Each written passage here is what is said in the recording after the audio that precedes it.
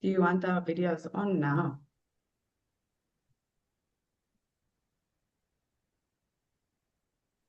Yeah, I think when you present, perhaps, Yeah. For but now. for now, I think it should be off. Yeah. Okay.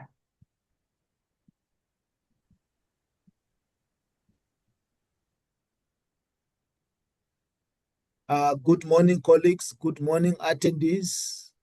Let's just give it another minute. People, they are joining. We will start probably in a minute's time.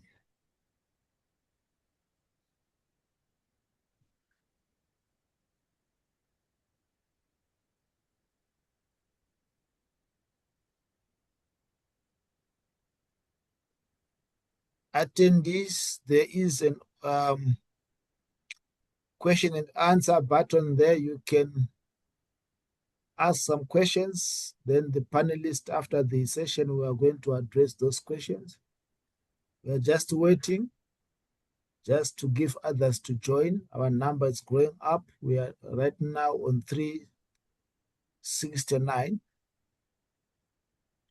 370. Let me just give another minute, then we can start.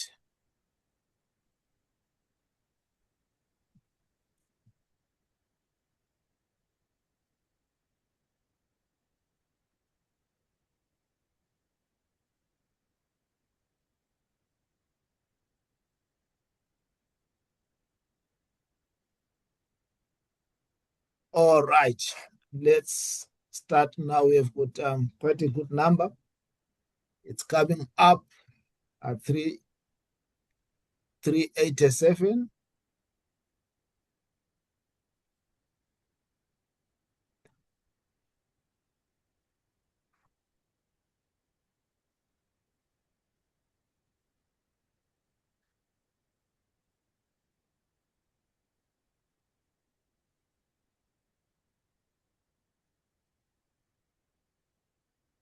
I'm just waiting for one more.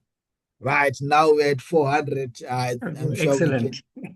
we can now start. Good morning, colleagues. All the attendees, the number is quite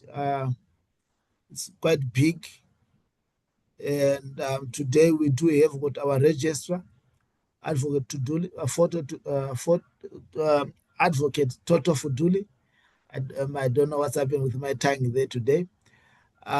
We do have got our councillor member, the chair of RPL and Registration Committee, Mr. Danashwa. We do have got one of the panelists for assessment, RPL assessment, Ms. Teresa, and the supporting staff, myself, Munetsi, Chiunda, as well as Vincent and Nuran. I will be the program director today, and without wasting much time, I would like to hand over to Mr. Banashwa, who is going to give us a welcome and give us an overview for this RPL and special consent webinar. Over to you, Mr. Banashwa. But before you start, let me just share my our Agenda. Our agenda for today.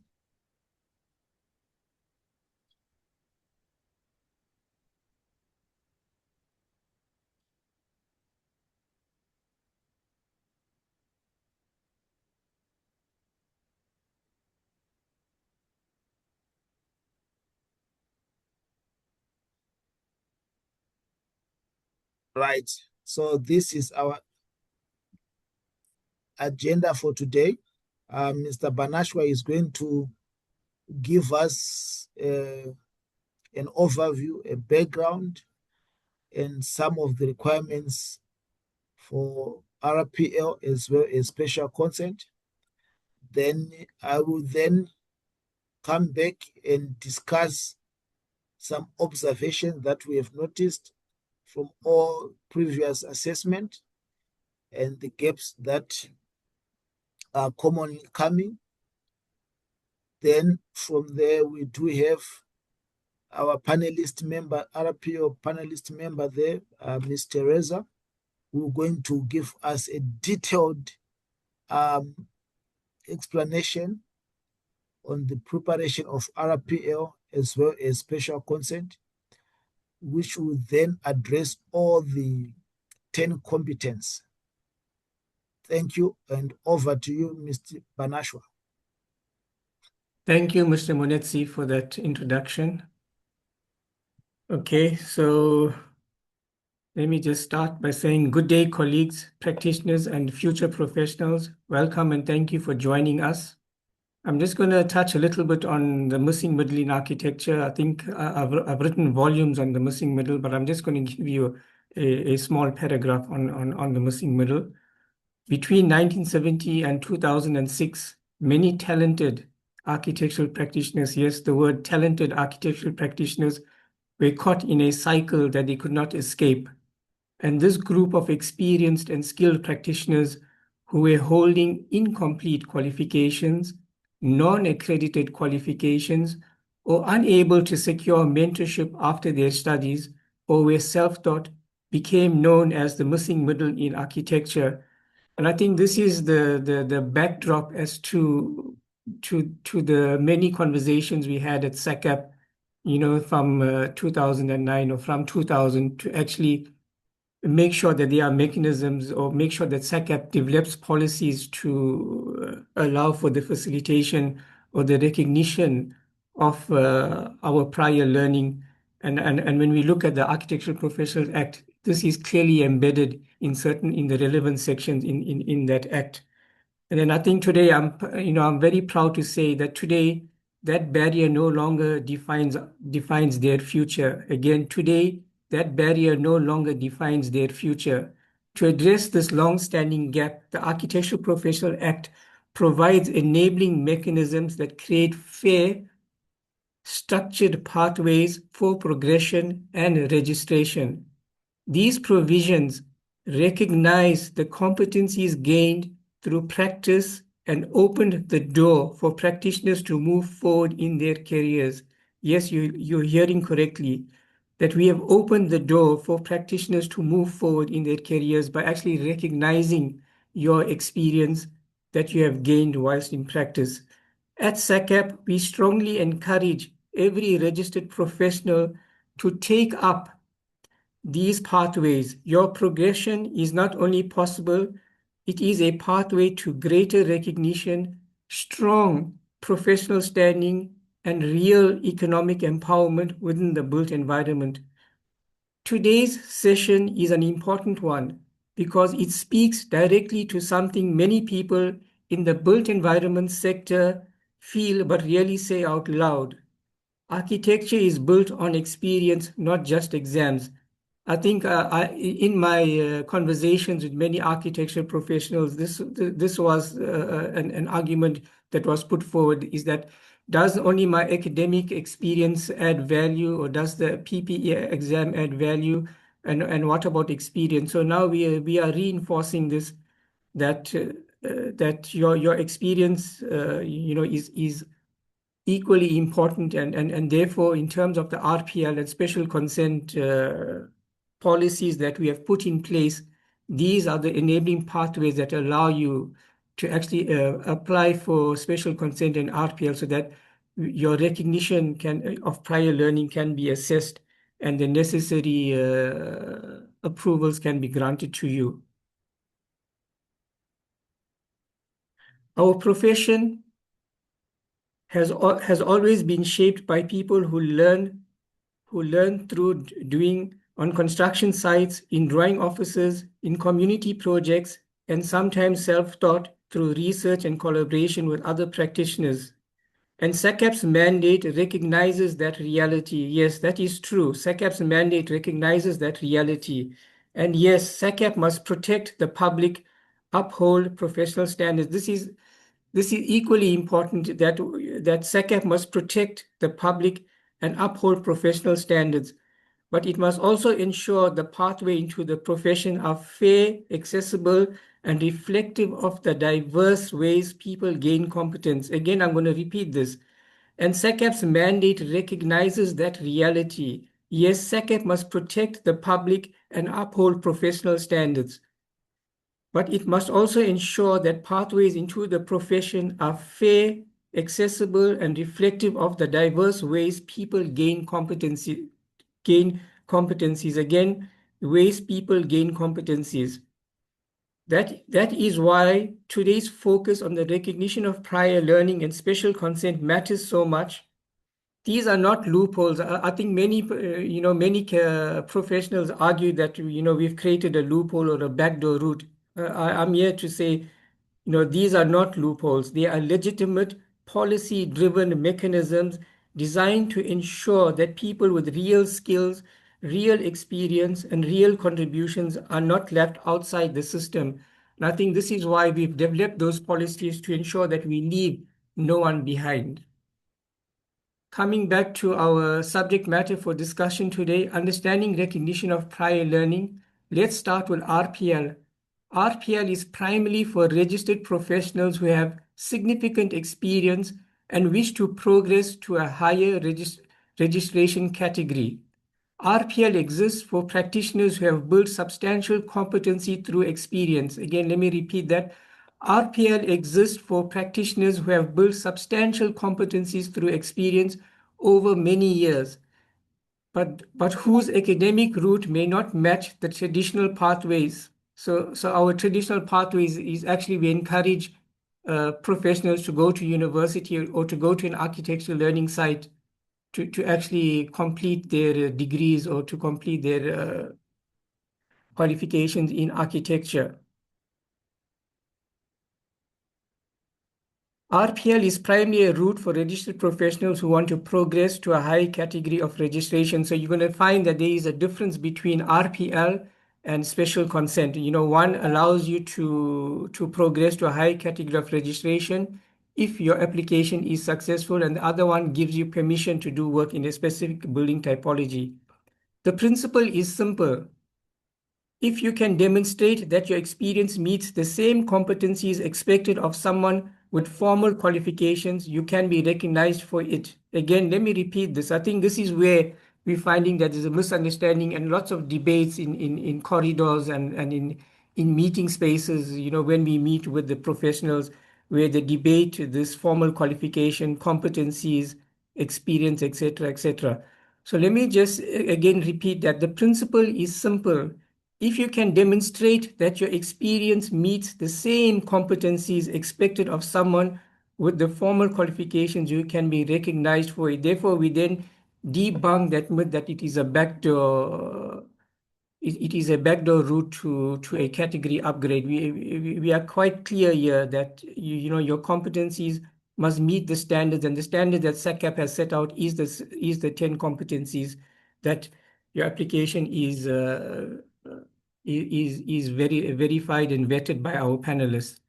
And how does this work? So I've just given you a high level, how does this work? I think our presenter, Teresa, will then, in her presentation, actually give you some of the requirements in terms of how you compile your portfolio of evidence. So how does this work? You compile a portfolio of evidence. You need to have a CV. You need to have a project list. You need to submit approved architectural drawings.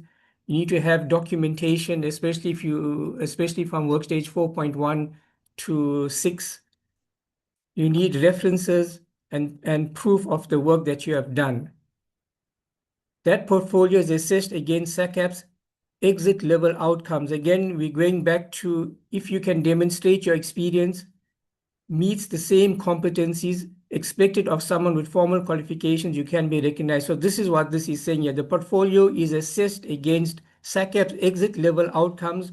This means that the same outcomes used to evaluate accredited qualifications. And this is where Teresa will take you through that lived experience by demonstrating, by using a drawing and then taking you through all of those 10 competencies and actually demonstrating to you how you should show that on your drawings, or how during the interview process, you're actually going to demonstrate those competencies that SACAP refers to.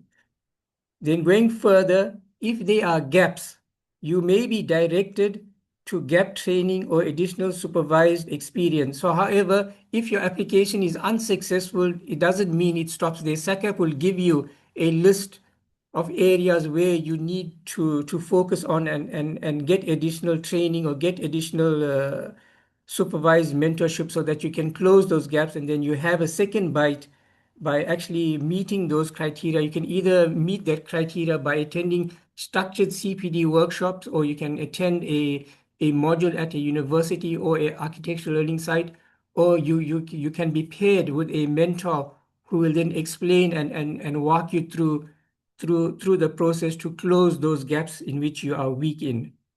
If you meet the standards, you can then progress to a high category of registration. I think in terms of our stats, we have a very high number of people who are successful when they submit their applications, and that is very encouraging, and hopefully, just a minute, I think I have a technical thing on my side. Can you all hear me? Munetsi, am I audible? Yes, sir, you are. Yes, Oh, we can okay. hear you. Okay, all right. So then let me just go back to where I left. If you meet the standards, you can progress to a high category of Yes, you are very registration. audible. You Yes, can sir, you continue. are. Oh, okay, all right. I think that just to let the delegates who are here present, that our success rate is extremely high. It's just a few of our applicants who are unable to meet the minimum standards. However, this is the reason why we are having this webinar now, to ensure that all of us are on the same page. And if we have challenges, we must use this opportunity today to close the gaps in our in our application process, and ensure that when we're putting our portfolio of evidence together, we clearly understand the SACAP 10 competencies. And we as SACAP, we are not here to restrict you. We want to ensure that your applications are successful, and that you're equipped with the necessary knowledge, so that when you put your portfolio of evidence together, you are confident that you will be successful. I think one of the key issues that's going to come out of the discussion later on is that the way you communicate your information to the panelists is very important, because you need to communicate that and demonstrate in your application how you complied with the SACAP 10 competencies. And then the key message is this: your years on site, in practice, or leading projects do count. Yes, they do count. And they must be evidenced, structured, and aligned to the 10 competencies SACAP requires. Again, we're reinforcing this: aligned to the 10 competencies SACAP requires.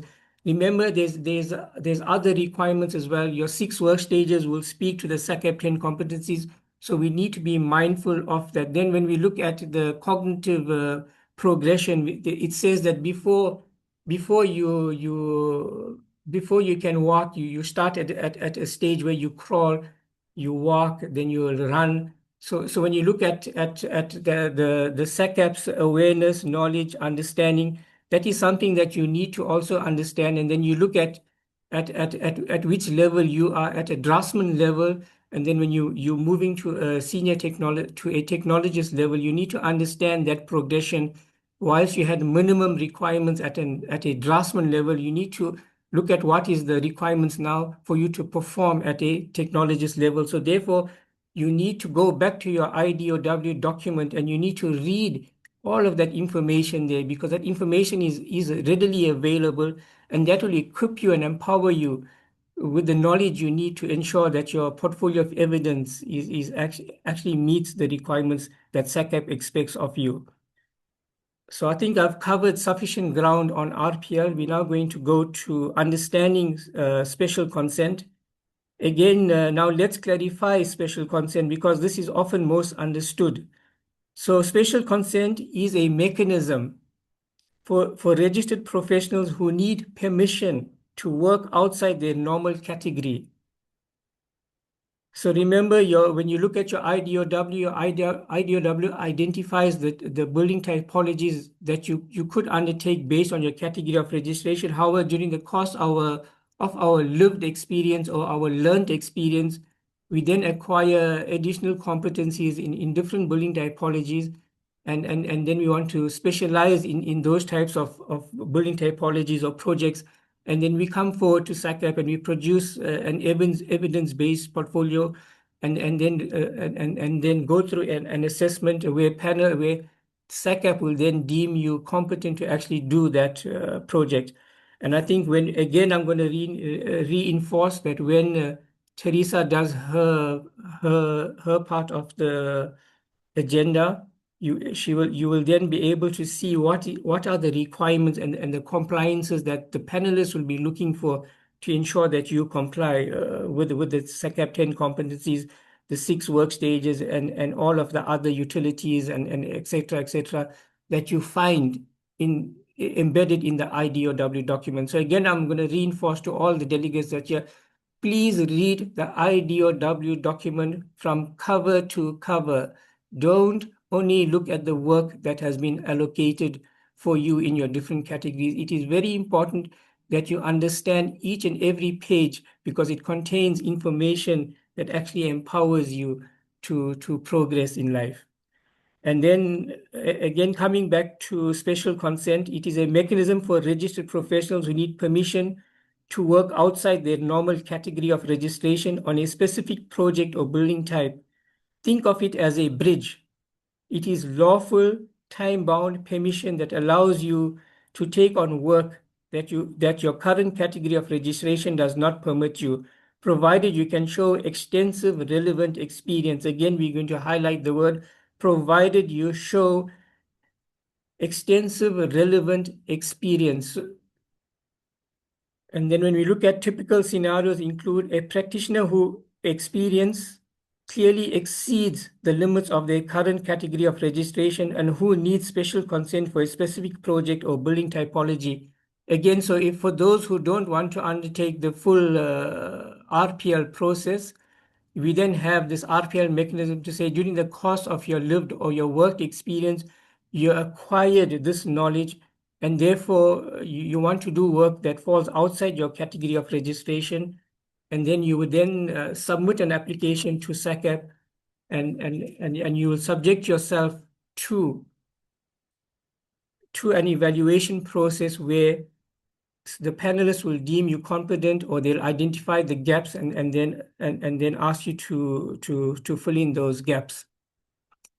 It is a project or building type specific authorization that allows you to undertake architectural work that falls outside your category. So once you apply for your special consent and your application has been successful, you have authorization that allows you to undertake architectural work that falls outside your category of registration. This is documented by SACAP, and when you submit a drawing, if the municipality then has doubts about your ability, they will then refer to SACAP. SACAP has the documentation there that says, listen, that they have granted you permission to do work outside your category of registration. You must also be mindful that there is no time limit, that once you're granted a permission to do special consent on a specific building typology, it is granted forever, and it will not be removed unless you found wanting or transgressed any laws or regulations. We must also need to be mindful that it is not an upgrade to a higher category of registration. So special consent is not an upgrade to a higher category of registration. It just grants you permission to do a specific project or a specific building typology. And again, I just need to reinforce RPL as well. The RPL process in South Africa, implemented by SACAP, is only recognized in South Africa. So that's something you need to be mindful of. If you're ambitious and you want to go to overseas, your original qualifications will be taken into account, because they may not have necessarily recognized SACAP's RPL. I'm not sure. The registrar may at a later stage, want to just give us some inputs into it. I'm not sure if you signed any other international treaties with other countries that may recognize SACAP's recognition of prior learning. Having said that, we then say, listen, why these pathways matter, especially now. We are having this conversation at a critical moment for the built environment. So we look at I'm going to make a statement that's going to be slightly off target here. It says South Africa is facing a shortage of registered professionals, particularly in rural areas and in the affordable housing sector. So when we look at our economy and when we look at what was promised by government in terms of housing, you know, a million houses a year, had government been rolling that program out, we would have definitely had a critical shortage of registered professionals in that space. Therefore, we can't ignore the fact that, you know, at some point in time, this project or this commitment by government may start rolling out again, where we're going to be seeing 1 million projects, 1 million houses being built every year. And this is where we're going to find that shortage of registered professionals. So SACAP has many challenges many challenges by ensuring that when that demand does take place, we have the necessary skills and expertise readily available to take up that space. We also face the ongoing challenge of transformation and inclusivity. Yes, delegates. We also face the ongoing challenge of transformation and inclusivity. So when we look at our stats, I'm not going to discuss our stats today. Our stats speaks about equity, and the numbers have improved from 2014 when I did an assessment. You know, the numbers have improved quite drastically, and I think at that time it said it would take 27 years to actually reach the stage of equity. So this is why every mechanism that is available to us, whether it's through the universities, the architectural learning sites, or through special consent or through RPL, we need to make sure that you rightfully take your place. And then when we speak about the challenges, we say ensuring that people who learn on the job, often under difficult circumstances, are not locked out of the professional progression. Again, I'm going to repeat this. We also face the ongoing challenge of transformation and inclusivity, ensuring that people who learn on the job, often under difficult circumstances, are not locked out of the professional progression. So this is why we've put in place policies for the benefit of our registered professionals. And then there is the issue of lost talent. We lose a lot of when we look at our database, you know, because we at the registration committee, we analyze stats, we analyze data, we look at volumes of data as to what's going on in our profession. So we have a first-hand experience of in which direction the profession is moving, where the gaps are, which province, which city is excelling, which university is producing graduates. We have all of that information. And then we also, when we look at our registration numbers, we're finding that there's a high number of people that are lost in the system because for whatever reason. And we're saying that we do not want, we want to change that situation by ensuring that those who are lost in the system come back into the system. And this can be fact-checked because we have fact-checked this through all of our data that is submitted to the RPL committee, to the registration committee, and where we can then look at what we need to do to ensure that our profession is not lost.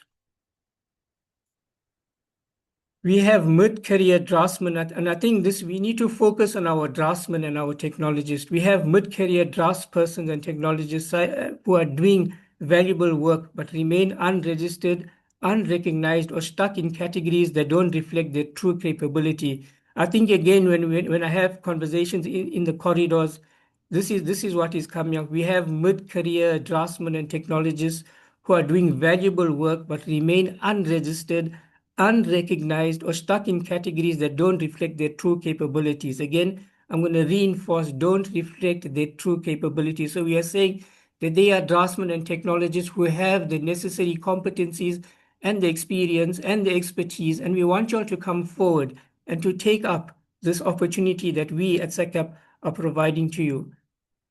RPL and special consent are tools to address exactly these challenges. They help us bring skilled people into the formal system, protect the public, and strengthen the profession. Again, we're going to emphasize this word, protect the public. Whatever we do, we have to be mindful of the fact that we need to protect the public. What we will cover today, to help you understand your own pathway, today's webinar will walk you through eligibility, who qualifies for RPL, who qualifies for special consent, and why they are not the same thing. I think I did touch on that. What is the difference between special consent and RPL? Documentation and evidence. I think this is strong. I've emphasized this continuously in my introduction. Documentation and evidence, what a strong portfolio looks like, and the common mistakes. Documentation and evidence. I think this is strong. I've emphasized this continuously in my introduction. Documentation and evidence, what a strong portfolio looks like, and the common mistakes. Documentation and evidence. I think this is strong. I've emphasized this continuously in my introduction. Okay, I'm not sure why I'm getting an echo there. What a strong portfolio looks like, and the common mistakes.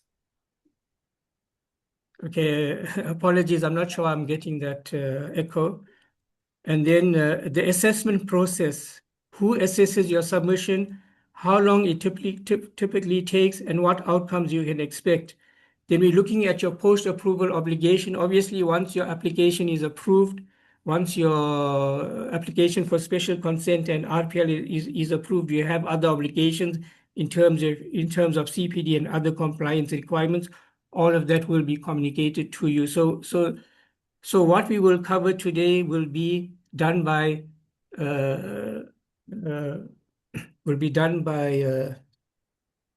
Munetsi and Mrs. Therese. By the end of this session, you should have a clear sense of where you fit, what you need, and what your next steps could be. Again, reinforcing this, by end of this session, you should have a clear sense of where you fit, what you need, and what are your next steps that could be. So so before we begin, I want to speak directly to those of you who may have joined the webinar with a bit of hesitation. So lots of us, again, in the corridors or wherever we meet, there's lots of hesitation to undertake the mechanism that we have put in place for you to upgrade. And if you have been practicing without registration because you thought my route doesn't fit into the system, this session is for you. If you are registered but feel stuck in the current category of registration, this session is for you as well. Okay, and then if you build your career through experience rather than formal study, this session is for you as well. And then in closing, I'm just going to say that RPL honors what you already know, but recognizing your prior learning towards a higher category of registration. Special consent gives a registered professional a lawful platform to take on specific building typologies outside the category of registration. Both exist to help you move forward, not to hold you back. Let's walk through how they work and how you can act. Your journey matters, your contribution matters, and your advancement strengthens the entire profession. In conclusion, as we move forward, I encourage every registered professional to step boldly into these opportunities for growth and economic empowerment. I just want to quote, "Progress begins the moment we choose to step through the doors that were once closed for us." Again, progress begins the moment we choose to step through the doors that were once closed for us. Together, we build a profession where no one is left behind and every practitioner has a chance to thrive. So my name is Daneshwar Basdo, and I chair the Registration and RPL Committee. Thank you, delegates. Back to you, Mr. Munetsi. Thank you. Thank you very much, Mr. Banashwa, with this detailed overview for the RPL, which then lead us to our next segment.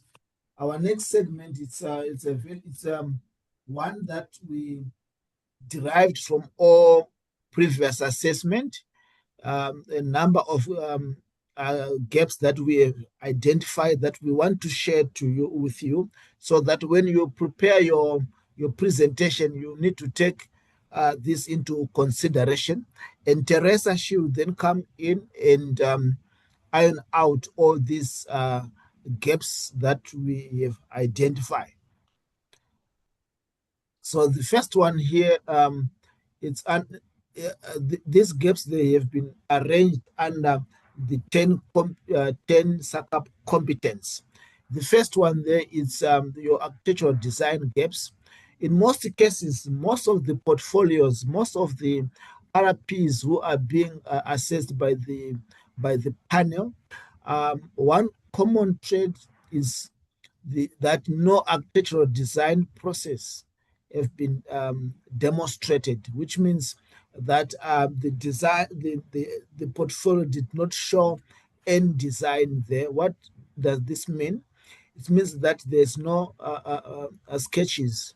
The conceptual development, it will be lacking. The design rationality there is not presented. In most cases, this presentation, they do not have site analysis, no evidence of integration between the architectural and especially with design, with engineering there.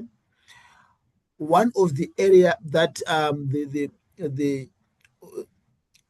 panelists have observed is that most of the professionals, they struggle to articulate when they're being asked why they have choose this particular design, why have they choose this sketch and so forth.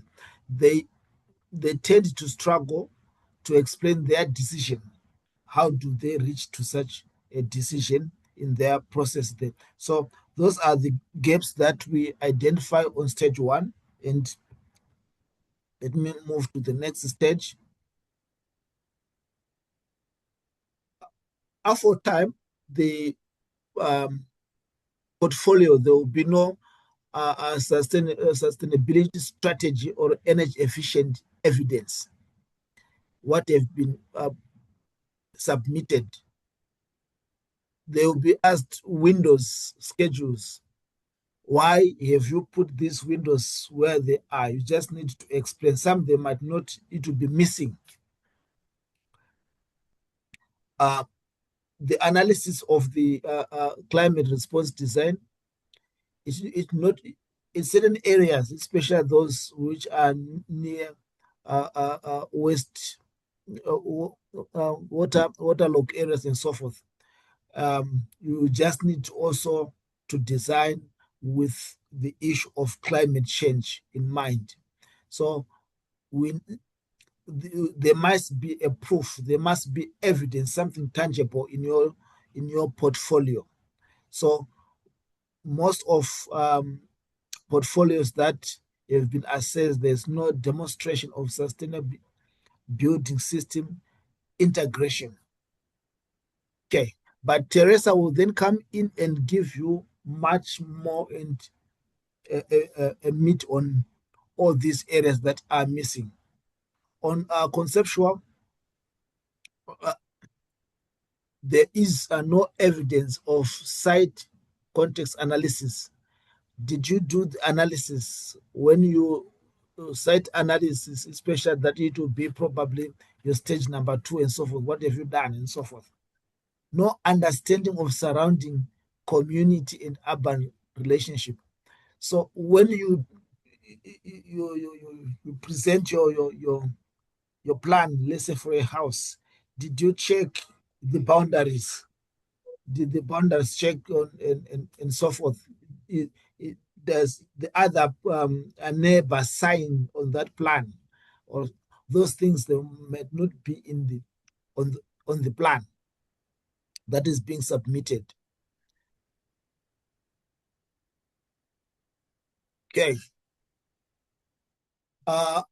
Construction, technology, and other structures there. In most cases, the engineer whom you worked with, there's no drawings, there's no sign paperwork that detailing everything about the part of other professions that you worked with in your project. No architectural construction logic demonstrated. So here, some people, they just throw in some documents without clearly a workflow. there's nothing there, and they cannot then be asked, because remember, when you present the panelists are professionals who understand architecture from all categories. They'll then ask you some questions. So you need to interpret your drawing so that you understand what you are presenting them. No evidence of coordinated building systems. Insufficient evidence of material detailing and construction technology that have been used or presented in the project there. So these are the challenges that we have collected from different projects or assessments that have been done for the last year and so on. On architectural history, no architectural history or theory integration demonstrated, meaning that some of the sites that one might be working, it might be a heritage site. If it is a heritage site, there must be a heritage impact assessment conducted. And once, okay, this is a heritage site, it's a special house, it was declared by Heritage South Africa, but then you do not have any documentation. You do not have any understanding of that site. So these are the things that are coming out, which when we do prepare our own portfolio of evidence, let's say you need to understand the history of that particular area or building that you either is a renovation or alterations. You need to have that and clearly explained. And also you must have some supporting evidence. You see, the last one says no evidence of research-informed decision thinking. So, because some of these areas, especially the heritage areas, they are protected, and you need to understand it. And when the panel is asking you some questions, you need also to engage and explain whatever decision that you have taken. It must be clearly aligned with all other laws and bylaws that pertaining that particular building or area. Okay, on this one, no coordination of services demonstrated, no evidence of engineering services integrated. Some they might need a BIM software competence. This one depends, but it's also coming from the plans or project work that have been presented. You need also to demonstrate that competence if that particular building or particular drawing requires BIM. No building service documentation provided. I'm sure Teresa, she's going to touch about documentation, contract documentation. There's no contract between the client, the architect, or with other professions that you are working with. So the issue of documentation is quite important. So when you are presenting your portfolios, make sure those contracts or all other documentations or stage forms and so forth, they must be included on your presentation, which then also goes to the next to this one, the issue of formal contracts, professional indemnity, insufficient contract administration, and office practice evidence. Most applicants they did not provide clear answers regarding legal and ethical matters. So the panel will then ask you those questions, and you need also to understand what are the issues of legal and other ethical matters around your portfolio of work or your project that you are working on. I know that Teresa, she's going to put meat on this here. I'm just highlighting those areas that are very common, but Teresa, she will give context on each of these challenges. No, on project, no evidence submitted. So here are a number of projects that were submitted, like your supermarket, restaurant, community hall, civil centers, hotel, and the most common one is double double story there. Number of people they apply for this, especially on the special consent, and here I want to emphasize they do not provide enough evidence, even though you are only applying for one building topology or not moving from one category to another category. You only need an exemption. You need to explain. So no, I'm just applying a special consent. I only just need to be allowed to do a simple double story. But all this, you need to have all the 10 competence in that particular building topology that you seek exemption there. So and the other thing that is also coming is applicants. I know that we are professionals. We know how to draw and to edit and so forth. Some applicants, they are submitting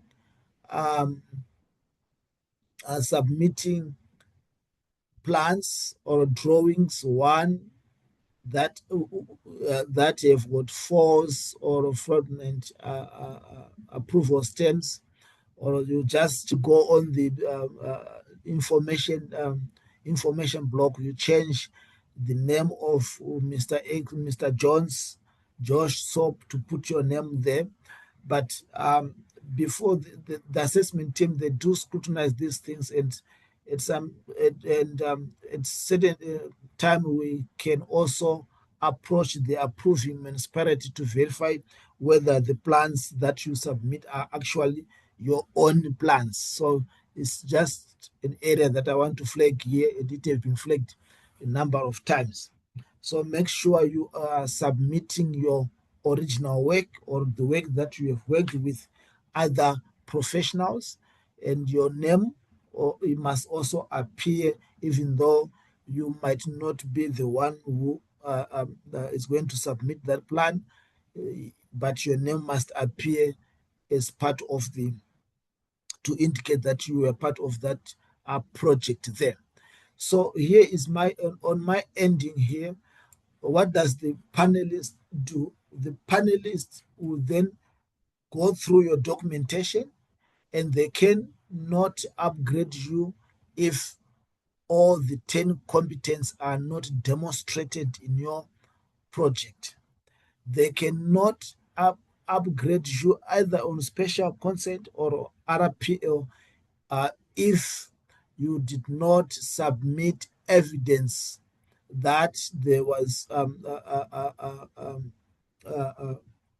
the plans were approved, architectural design evidence have been demonstrated,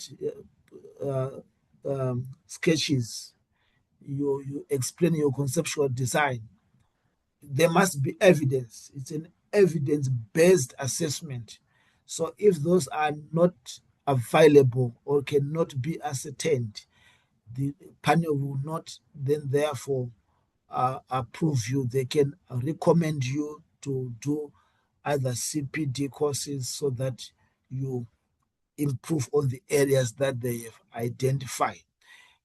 It is very important that when you submit your project, make sure that municipal approved drawings remain mandatory. So especially those who are doing special consent, those drawings, they must be approved. They must be approved, and they must all be aligned to SACAP 10 competence. Okay. So on this one, it's one of the last slide, which then lead us to the main presentation. We are just recommending from the panelists there.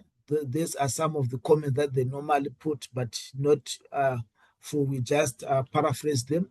They recommend that you make sure your architectural design process, there's a clear portfolio of evidence, including all documentation, especially on this architectural design. You must include your sketches, diagram, your concept diagrams, site analysis. You must also demonstrate sustainability, their strategies and conceptual integration that we have been used. If you worked with other engineers, it must also clearly include it. We then also recommend that there must be municipal stamps approved, genuine one, not the one that have been copied and pasted, because we then take those diagrams, those plans, and refer to that specific municipality to see whether you actually submitted and it was approved. Okay, and for those who are doing a special concept, make sure that the whatever topology that you are looking for, it must adhere to SACAP 10 competence. Even though you said no, I don't want, I'm not I don't want to move from my current registration category. I just only want to be exempted on this specific building topology. The same process, it must apply. You must be able,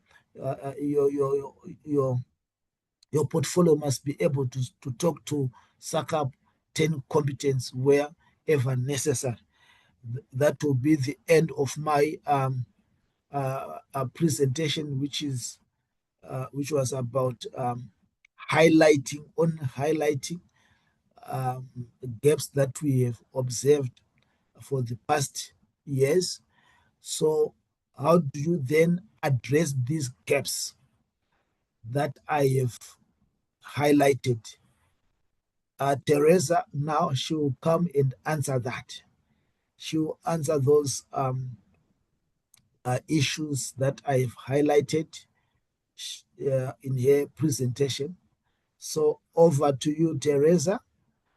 The show is now yours. Thank you. Thank you, Mr. Munetsi. I appreciate. I feel very famous today. I've heard my name like, I think 20 times. So let's see if I can live up to the expectation. Let me get started. Welcome to everyone. Let me just share this.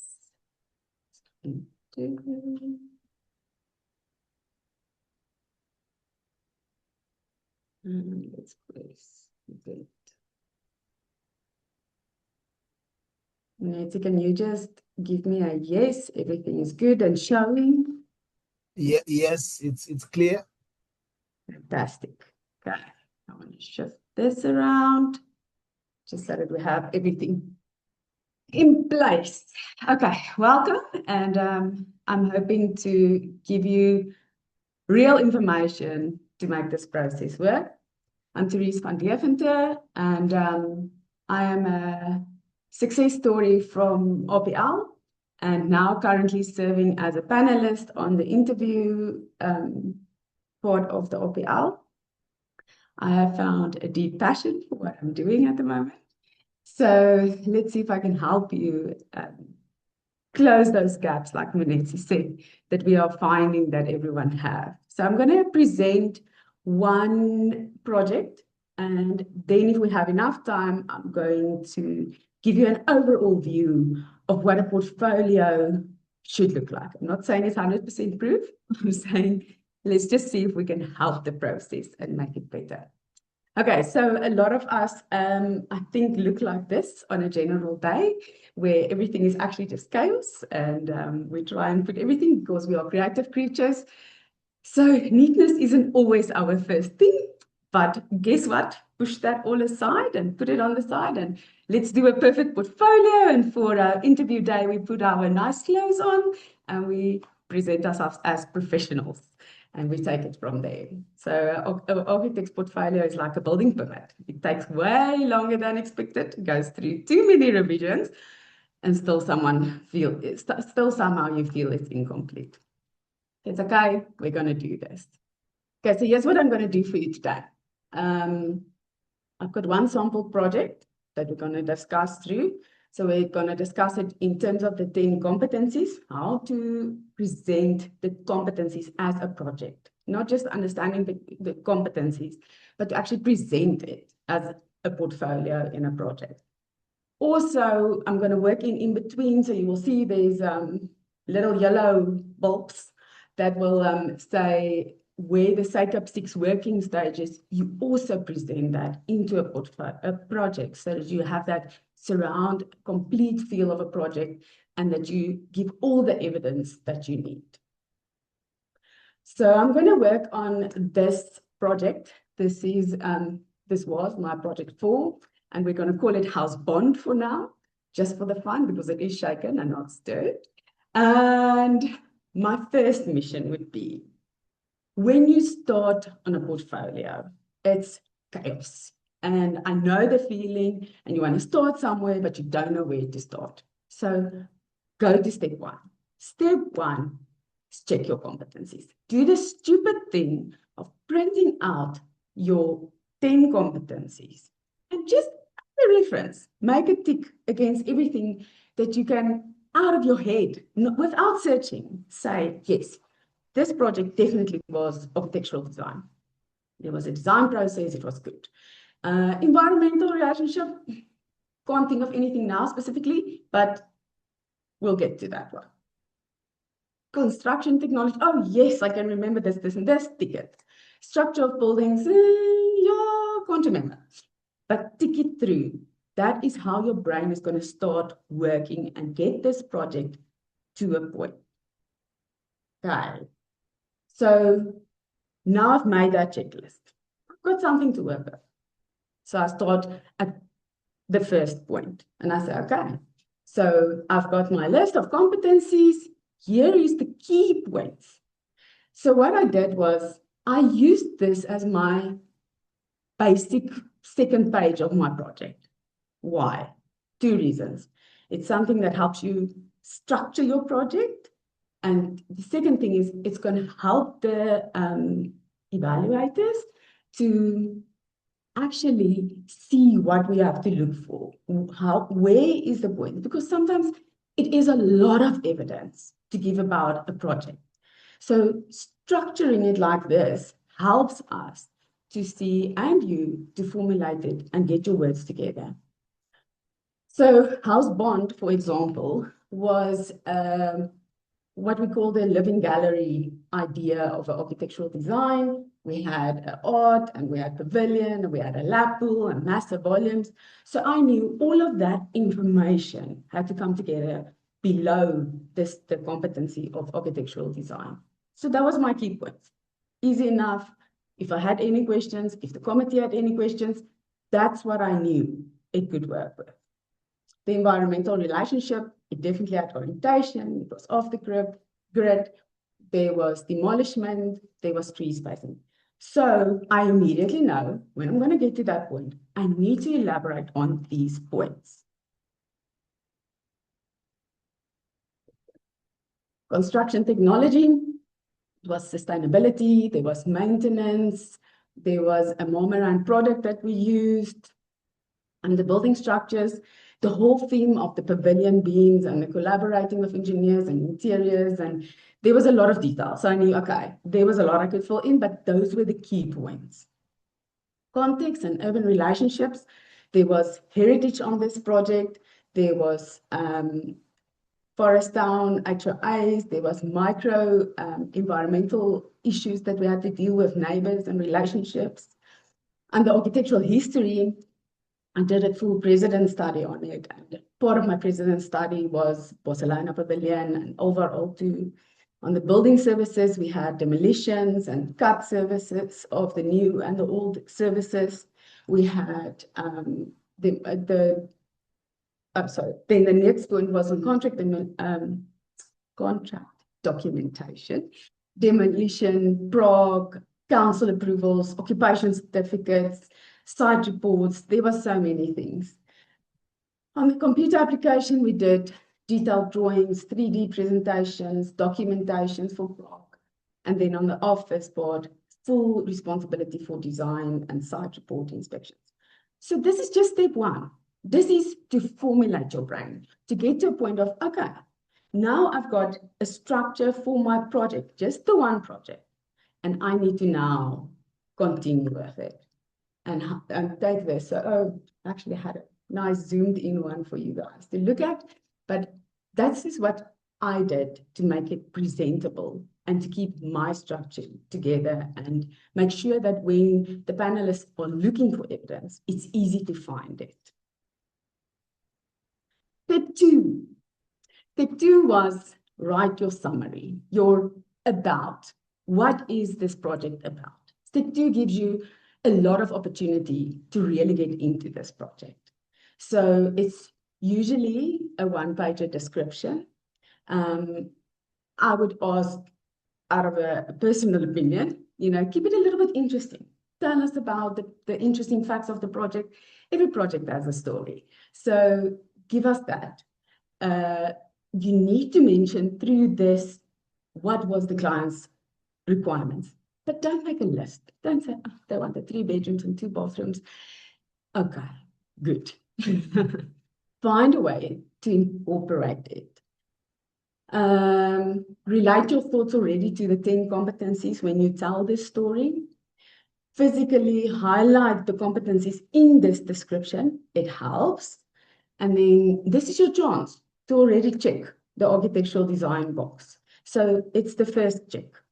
It's a space to explain to us what was your concept, what was the idea, and what was the flow of the design process in this project. So yes, do it right and you have tick number 1 on the 10 competencies. This is also already a proof of stage 1 of the work stages.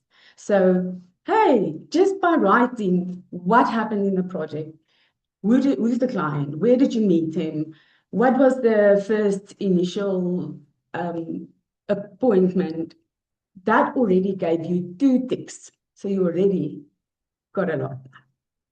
Okay, so here was an example. I don't think you guys will be able to read it. That wasn't the intention necessarily, but just to give you an idea. So one, I already did it in a presentation.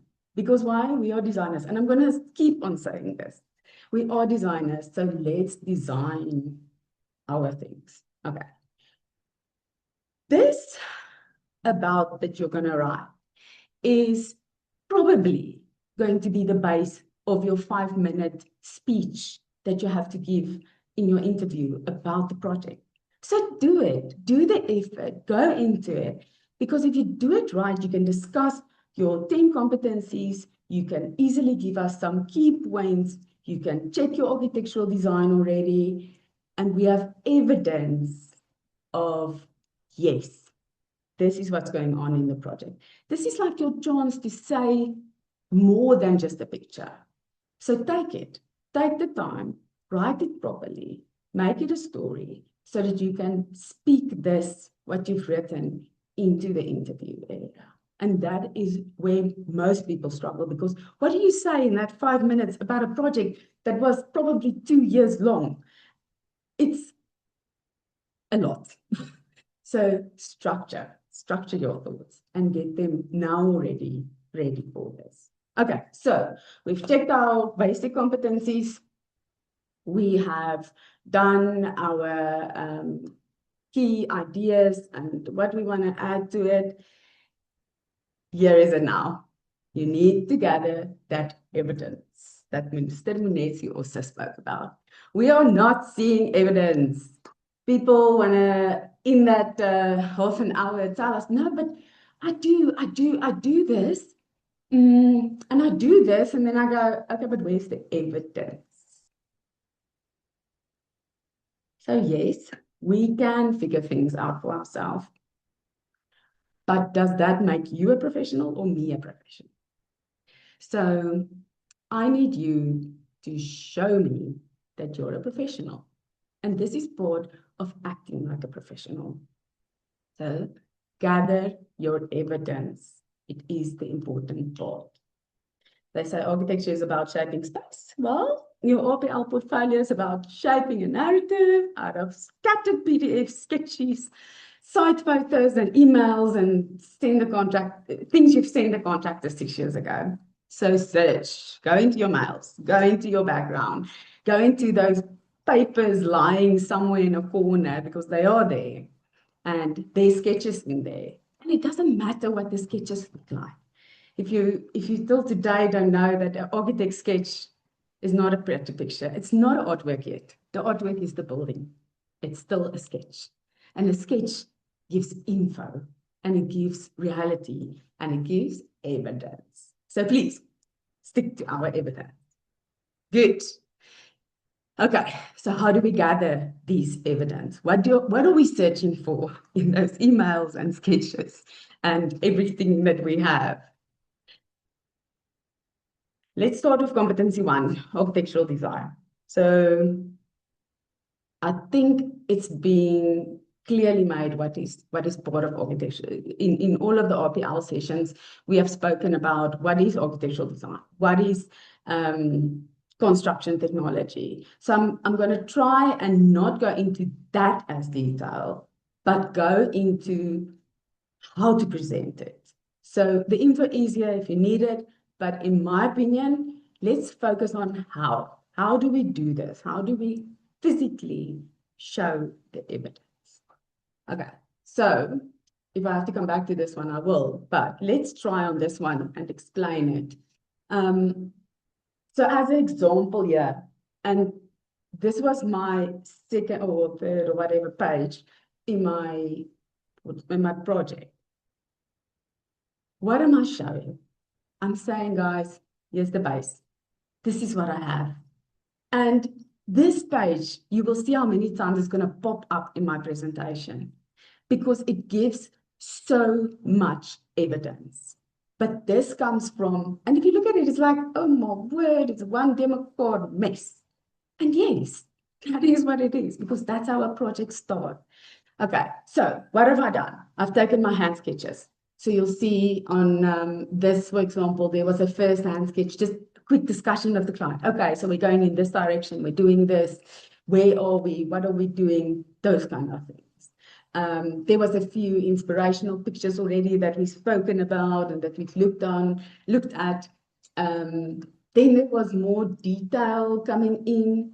Again, this isn't pretty sketches. It's not something I'm going to frame. It was lying in a cupboard and I fetched it and I put it in because this is how we get to that amazing project. And that's what we want to see.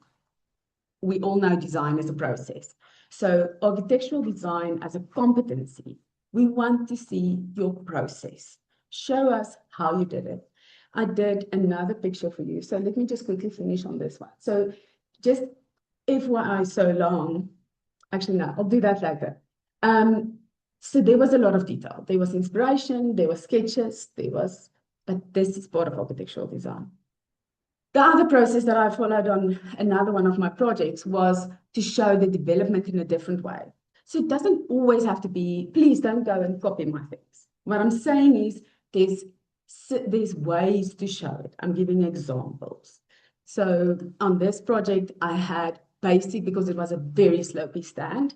And the problem was just to get to what can we possibly do on this stand?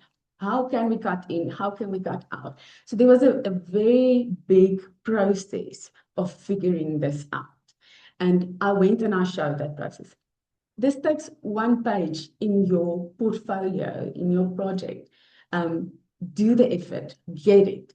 So you can see I went from sketches, rough sketches, to more detail, not more detail, more block concepts, and then into more detail, which then goes into HRA submissions and into council submissions. But it shows the panel, there was a process.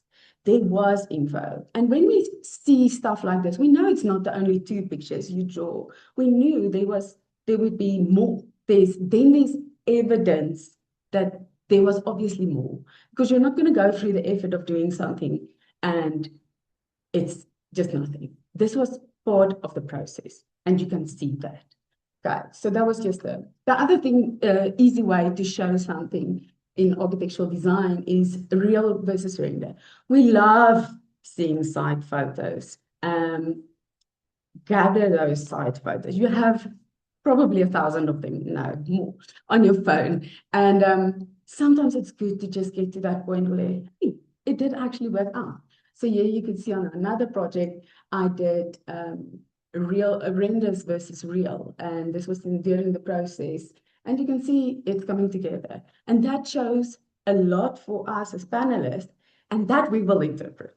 This we will interpret and say, okay, something is going right in that whole process and competencies. We can do this. Everything is good. Here was also just a small example of a design process and some thoughts of how are we going to handle ventilation already. That's part of design. So this is just another example for that. Okay, brief time.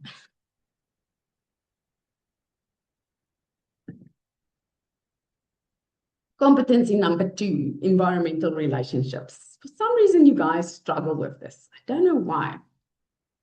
I think it is something that is so general, but that we are missing.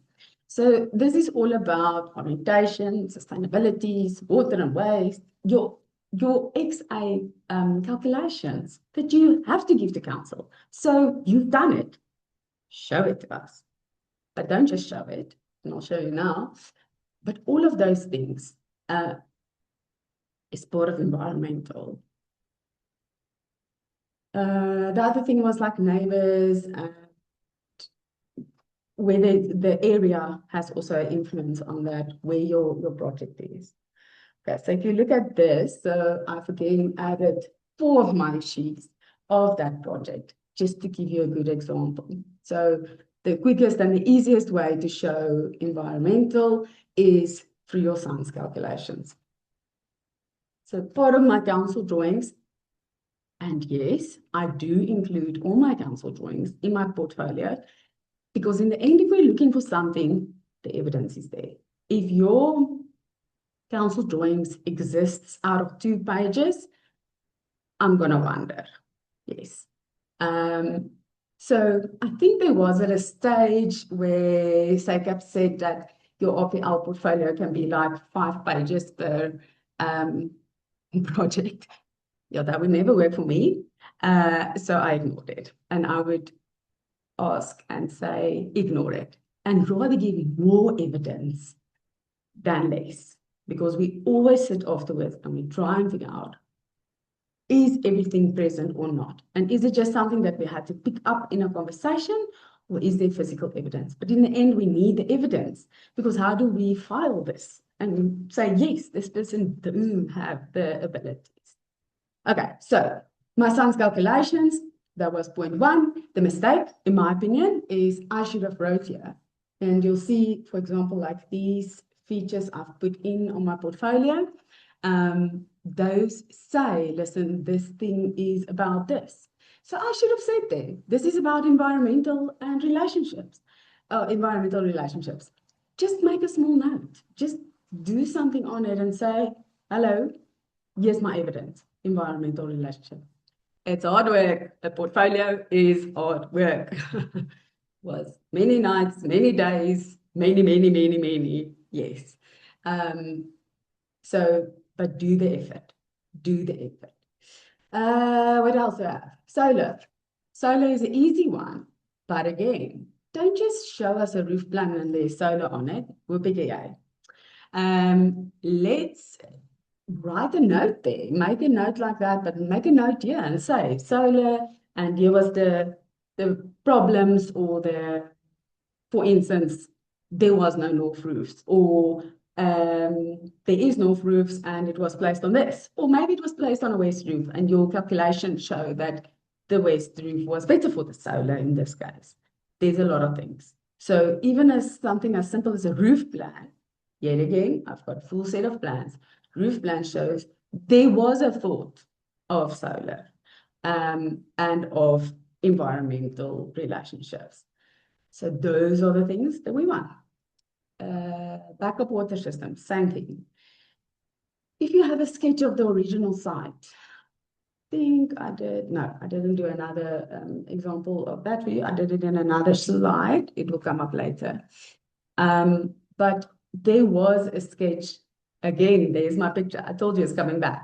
And it comes back all the time. So that original sketch with where's north, where's trees, where's the neighbors, what is happening in the area around the house.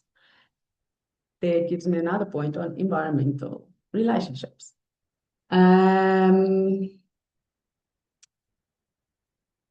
We spoke briefly about relationships to neighbors. And what I did on this project way back was we had to actually draw in how the house will sit in relationship to the neighbors. Because it was such an old neighborhood, they didn't want this monumental, massive building standing there and not relating to the neighbors. So we had to do like this whole vision of what will it look like? Is it not too high? Is it in the same, I don't know what the word is, but does it speak the same language? There we go. And things like that immediately gives me evidence of environmental relationships.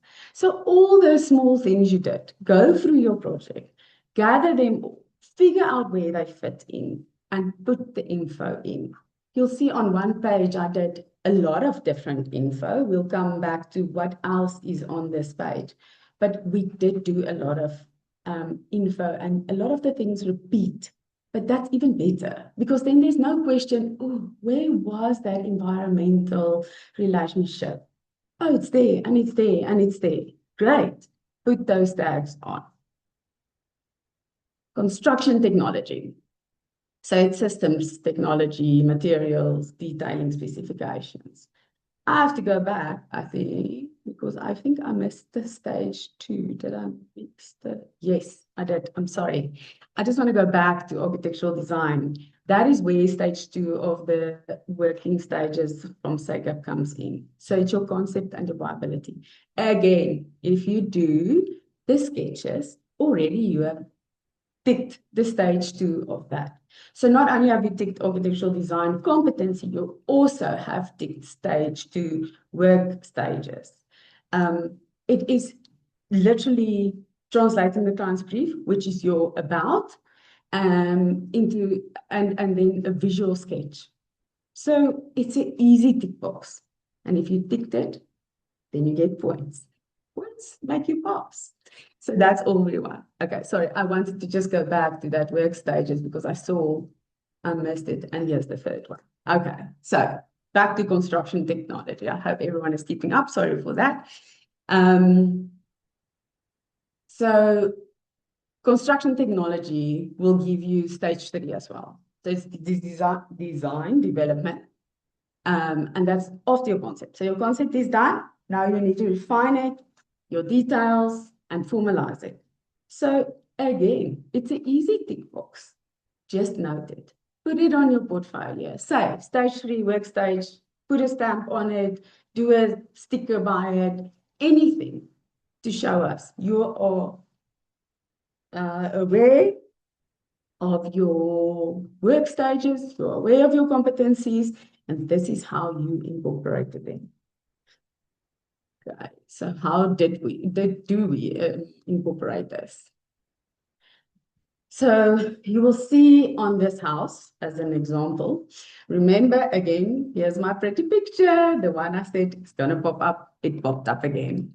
So already there, I was going towards, okay, there's some specialized design louvers that we want to add into the design. There was specialized steps. There was detailing that we wanted to do. So it already started way back there. So I got a point there, and now I'm getting a point again. That's why it's important. Okay, so That louver, I had to go in detail. I think I didn't put up the picture, but there was a specific detail that showed how that worked as a specification.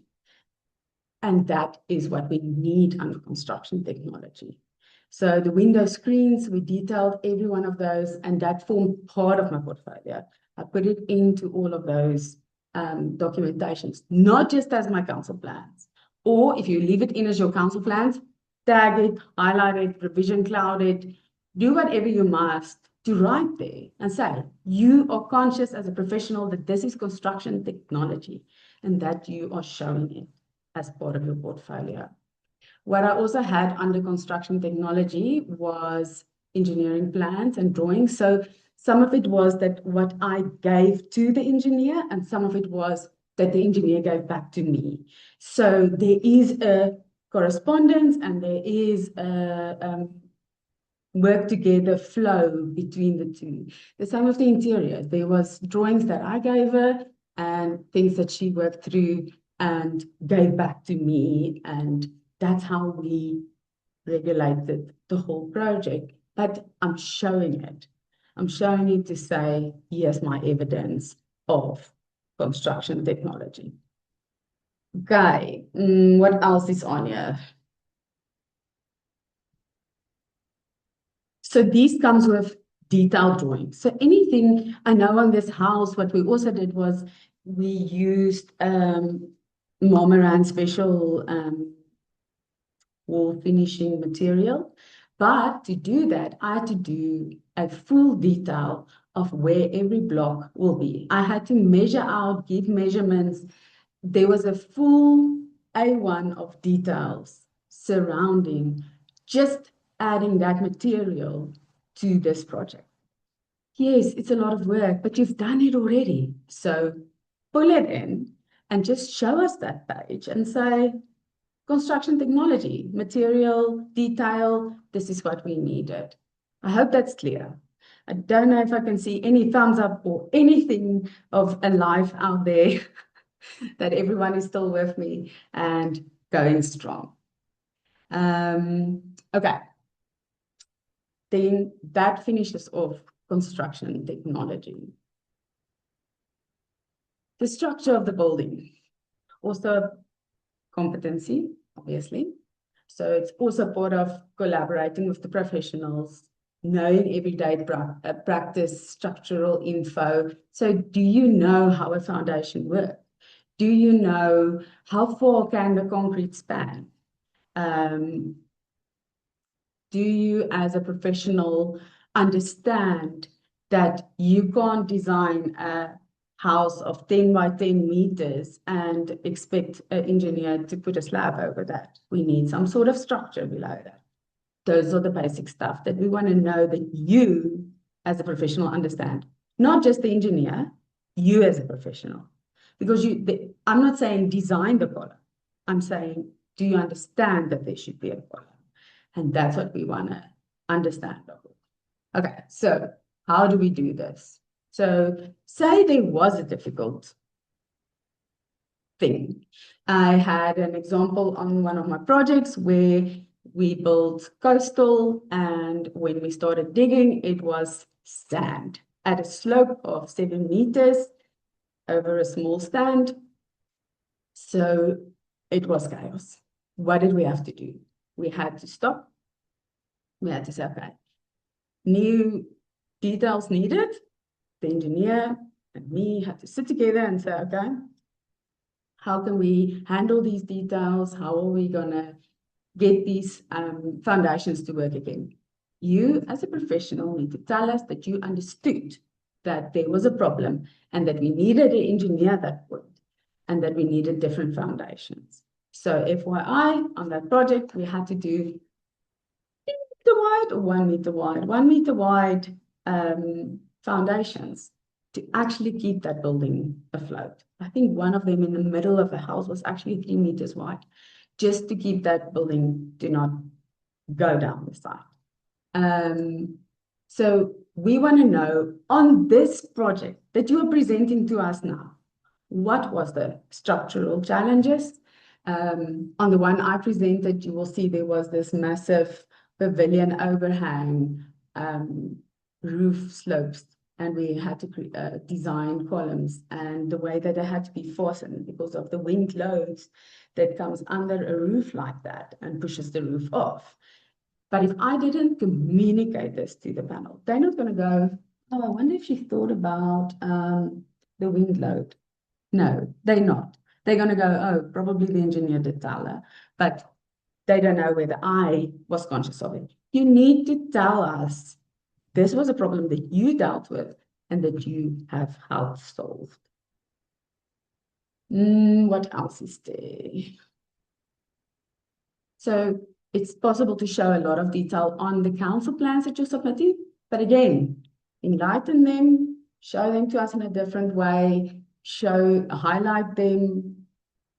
We look at your sections in this case. So if you look and work through your sections, show us the sections, because this is where the important things are, where we want to see if you really understand architecture and what you are doing. Sections shows a lot. Did you just level a stand that had a 7-meter slope? Because that's not effective and it's not good architecture. So what did we do? But on a section, we see that immediately. So certain things, again, we interpret, but make sure and just give us the info. Just make sure, highlight it, stamp it, do whatever, that this is something that is important. I hope that is clear. Okay, contextual and urban relationships. Okay, where do we start? So there's two sides to it, micro and macro relationships. There's regulations, there's design influences, there's height restrictions. There's a lot of things in contextual and urban relationships. So where do we start to pull this together? Most of it, again, is almost there. You just need to make sure that you tag it as that and that we understand it as that. Okay, so in this house context, it was a little bit easy in terms of the fact that it was a heritage house, that we had to go through the processes, that we had to engage with the neighbors, that we had to engage with the whole area. So it was about micro and macro. So it was easy to say that and to show that. This is where I said to you where we showed the neighbors' houses in relationship to our new design and how it would fit together. I was also able to show the location. So context is also a lot about, yeah, I know where I did it. So I just gave you another example. So one of my other projects, I showed it in this way. So there's definitely two ways. So like I said, on this one, there was proof by Prague, by letters from the community. There was the streetscape that I had to do. There was motivational letters that I had to write. There were sketches. There was a location plan that is over here that we had to use and decide, but this forms part of a bigger community. Yes, Forest Town is there, but it is also on a development, and there was a lot of things that we had to discuss. A lot of this, again, was already discussed in my about in words. This is just proof stamps that I did it. That's what it comes down to. So on this one, I wanted to just show you that obviously things like the SG and your contour plan, your bigger scheme of an estate maybe, to show where's your, what is your influence? Do you have an influence? And then on this one we did, so this is again micro, macro. We had to show how this house will influence, and you can't see it unfortunately, but the house to the back and this house. So the view was down here, but the client, well, this was our new stand, and this client felt like we were just going all over his view, into his privacy, let's say it that way. So this is how we had to figure it out and manipulate it and get it to work into a contextual urban relationship. But all of this gave me points. Tick, tick, tick. And I got points. So it's not difficult. Again, you're already showing ASG. Wow, you did documentation. Okay, so it's coming in later again. Getting double points for that one. You did a survey. It's context, it's environmental, it's architectural design because there was a slope. So one thing can give you a lot of points. Keep on putting in info and evidence.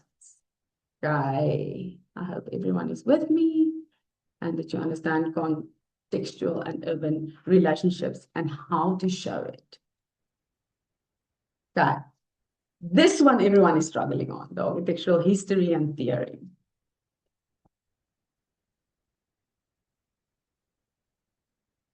A lot of the time what we get is architects that tell us there is no architectural history and there's no theory. Okay, cool. What about simple things like, so everyday things is it based in a estate? That estate developed for a reason. There was thought behind it. There was a mission behind it. How does that influence you? And more than that, what is that estate's regulations? What do they want from the estate? Do they have a style? Okay, great, they've got a style. Why do they want this style? Where does the style come from? That is all precedent studies. Whether you think of it in that way or not, your brain does think like that in the background. I always tell my clients, you think I'm sitting here and just like going, oh, there's a house. No. While I'm doing the ground floor plan, my brain in the background is already thinking about what the hell, how are we going to put a roof on this? So whether you are talking to me about a bathroom, I'm thinking, oh, how must I get that plumbing out there? Whether I voice it or not, that's what's happening while we are architects. But now we have to voice it. Come on, guys, evidence it. You know these things. So all those things that runs in the background of your brain, get them into evidence and file them and make them work for you. So architectural history and theory is present in every design. Don't come to me and tell me there isn't any evidence. There is. Even if it is a house that you're a small house doing in a remote location, guess what? There's evidence. There's evidence. How did that settlement become and came into? What is the roots? Where do people pass? Why is that stand maybe important? There's so many things. And then if you find nothing of history, start a precedent study. And now people tell me again, okay, why should I do a precedent study for a house? Because just maybe you're spending that little bit more on that project. And that time that you gave really gives that something special. Because we think and we design, but in the background, something else is triggering. So if you look at a stupid precedent study, then your brain is formulating something and it is going to influence your design. So theory and history is important. And there is in every project something that you can mention to this. We just need evidence of where you did this competency. So if you find it, mark it, put a stamp on it, do a checkbox. You did it. It's there. That's all we have to do. We have to say, yes, there was evidence of a precedent study or a history. So come on, guys, you can do this.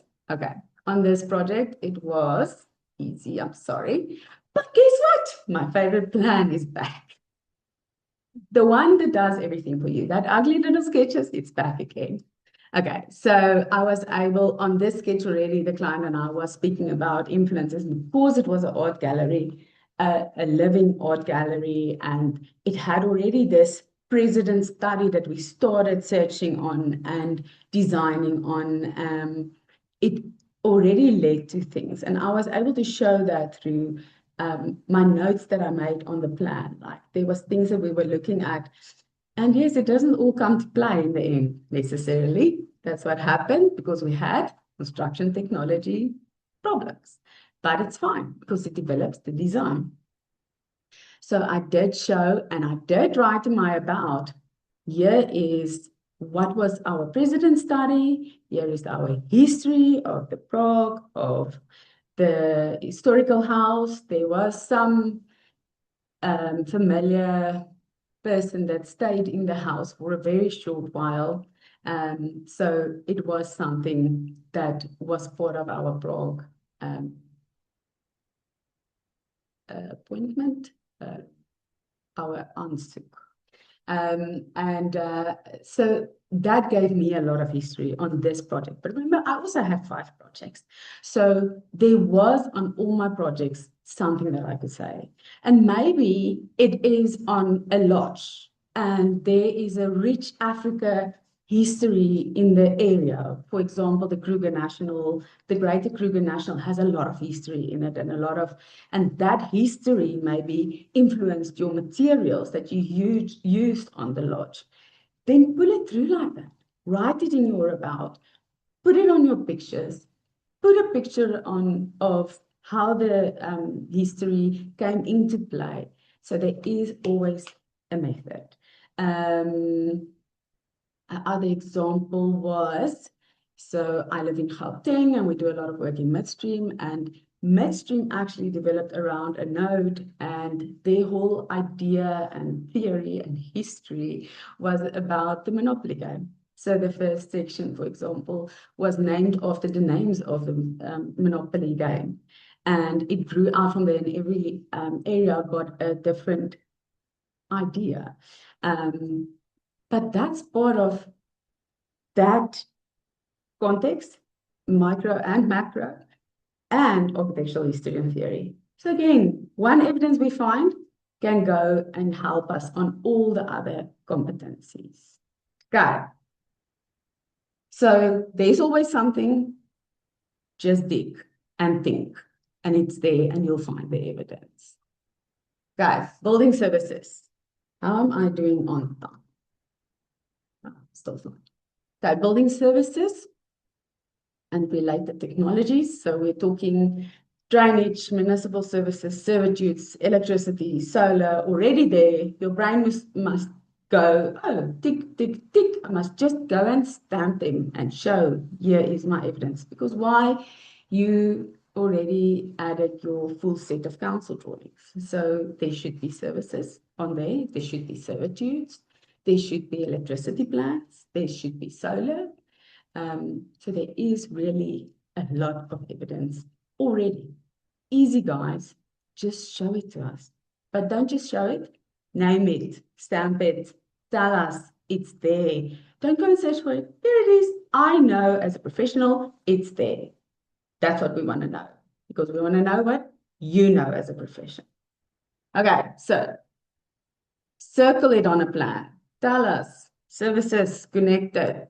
Tell us there was an issue, services below a building. Tell us you do know about sewer and how sewer works on elevation. And if you submit plans in Cape Town, then you're lucky, or George.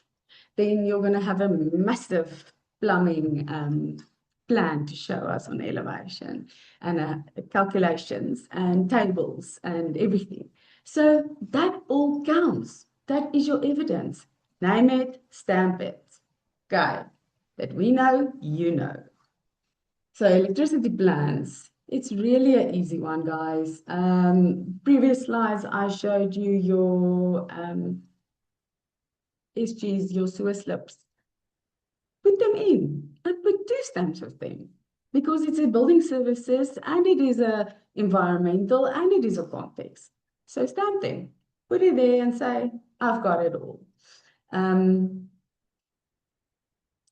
So other things we see, okay, your full set of council, and then preferably, please, send us the ones with the approval stamps. It just gives you more viability and that we know, again, in the future, for the next competency, we're going to know, oh, you've got that too.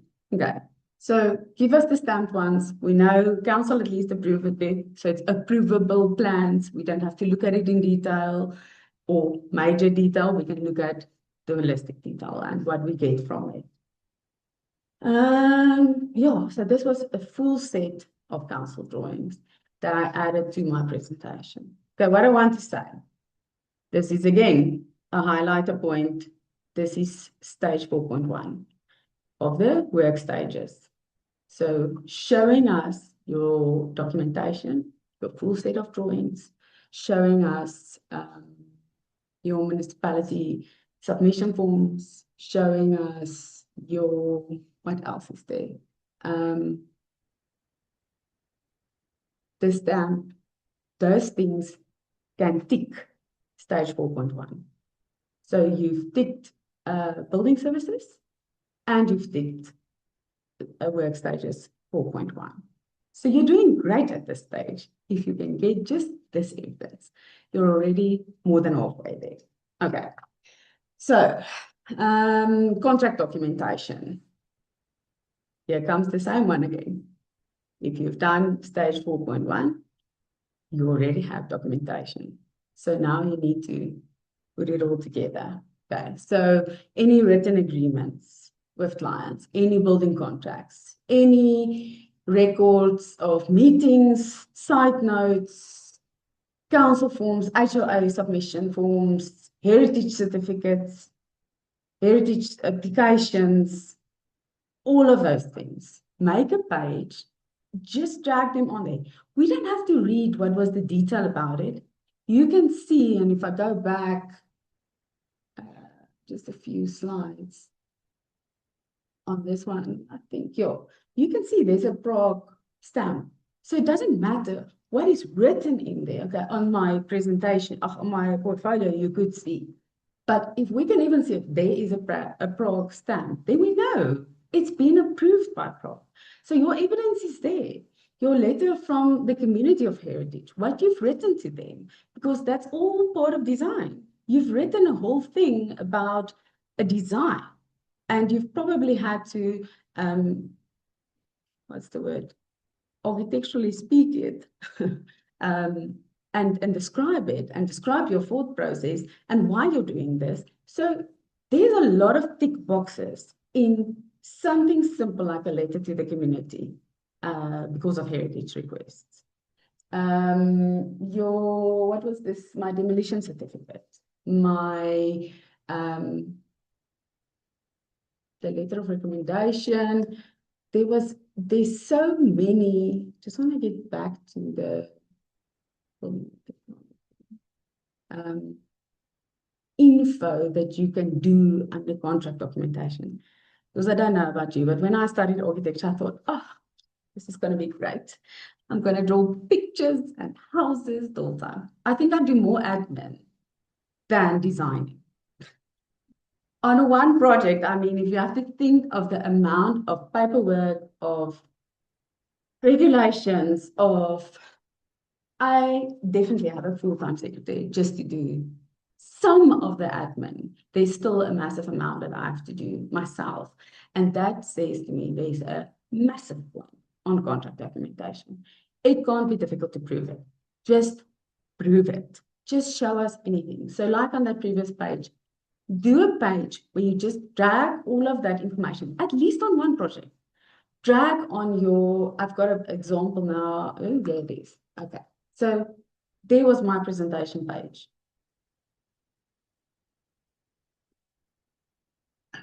So on this page, I wanted to show the committee. I know what a title deed is. So here's my title deed. I know what it is. And I know obviously how to read it, but it's proof of a documentation, and it's proof actually of the office and legal part.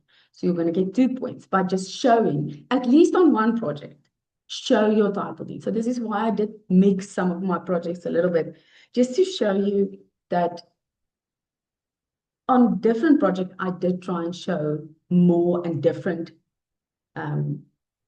evidence. So on this project, for example, I showed my title deed. I showed I had, it was an OSCR application, coastal, so I showed my full OSCR application that I had to do. I showed my permit that I had to get for the trees, meaning there was work done. There was info and there was professional interaction with other people that I had to be professional in and understand what's going on there. So by mentioning it like this, it gives me that point. This is absolutely contract documentation. We had architectural guidelines. Don't we read a lot of those? Like every state where you work, you're reading a pack of what is this estate. And again, architectural guidelines is actually evidence of theory and history as well. So 2 points just for showing, at least on one project, that I have I've read that estate's guidelines. I had to fill in forms about it, so it's documentation. I had to give, you know, on those forms, it usually says like fill in the coverage, the height, the allowance, the zoning, how many tiles did you use or whatever. I'm joking, but that's the idea. By showing my forms, I actually gave the committee a space to say, yes, she's done contract documentation, she's done history and theory. I can tick that. Okay, so important stuff to add at least to one project. I also had my council paperwork, Form 1 and 2.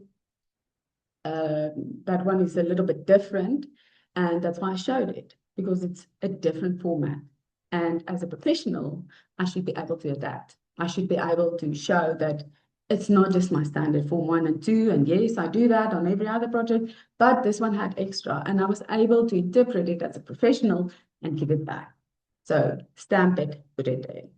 And this is where stage 4.2 work stages comes in. So we have actually done the at least stage 1 to 4 work stages just by doing our competencies up to this point.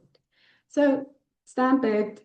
You're going to get tired of my words, but that's what it is.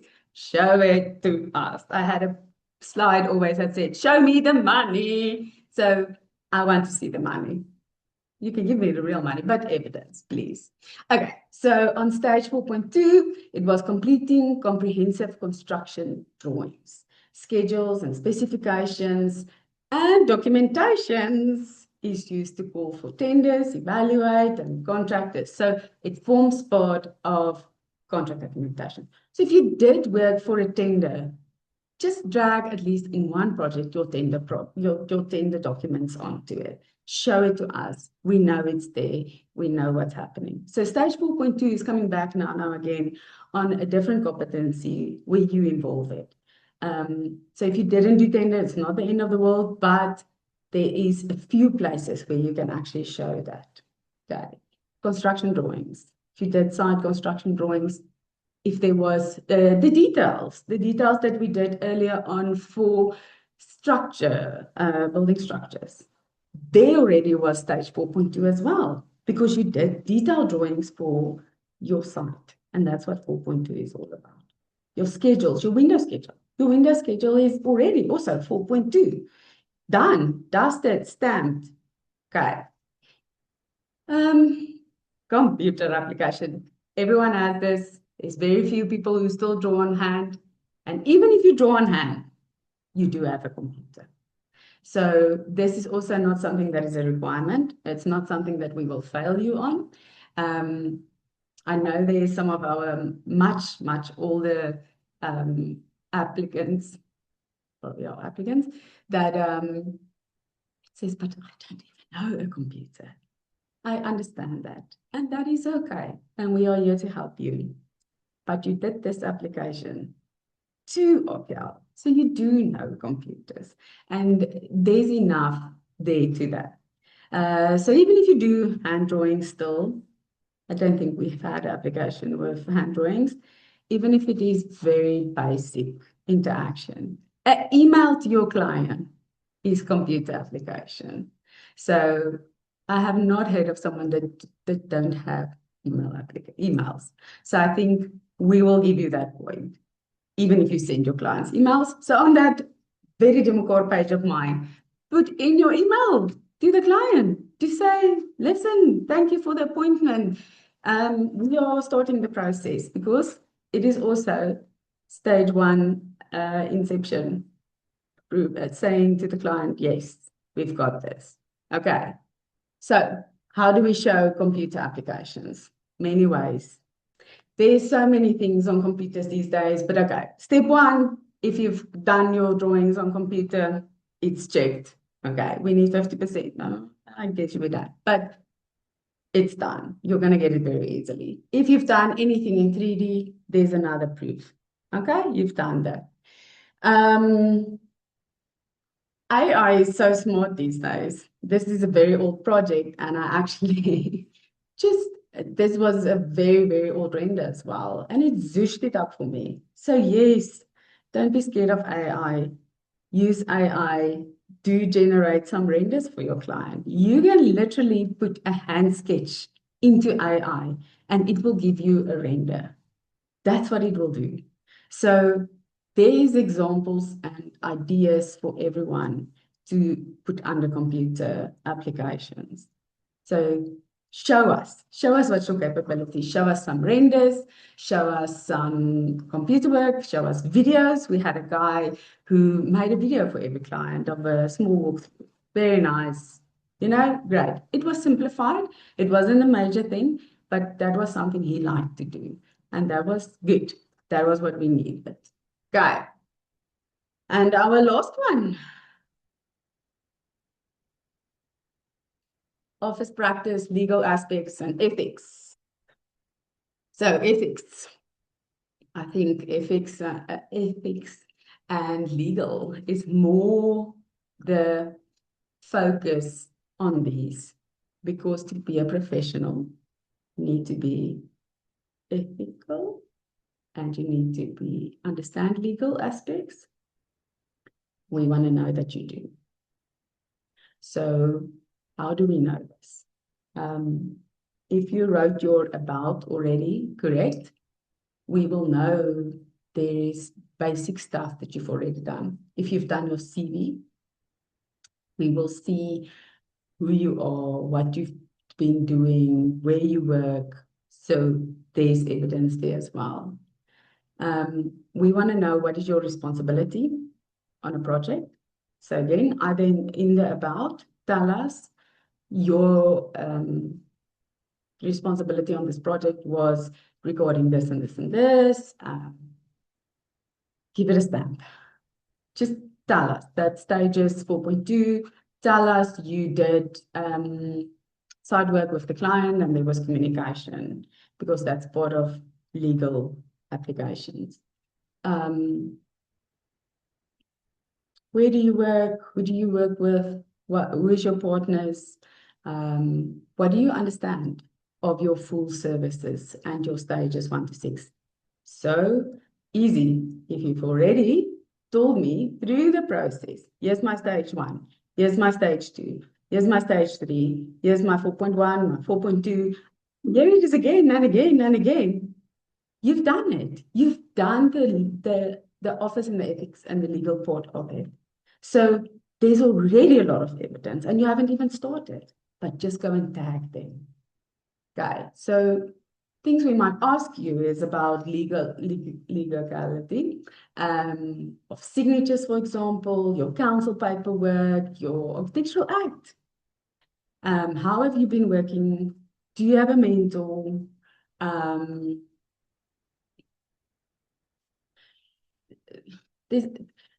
Okay, let's leave it at that.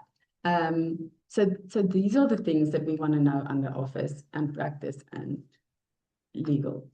What do we see? We see appointments on site. So over there that you can't read necessarily, but I did all my site reports. It was small, but we kept site reports every time we went. And that helped me, I mean, how many years later, to actually say, yes, this is what we did. We were there, we were these dates, we did this, these were the questions, we did it. Office practice checked. But not only that, stage 4.2, stage 4.1. Where's my stage 5? It has disappeared, I think. It is under construction. It's when we are in construction. I think it is coming later. So I've done my local authority, done my documentation, which is also part of legal. I've done my specifications, my extra detailed drawings. I've done my local approval. I've also done my 4.2. So all of my documentations is in and out, and the contractors have signed. Where's my contract document? I think somewhere in these there was a contract also, just to give that proof of seal. But see how even on a portfolio, I'm not sure. If I tagged it and showed it better as a stage, this and a that, I wouldn't even have to search for it now.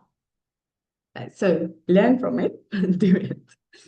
And then stage 6 also falls under office practice because it's that final stage, occupation certificate.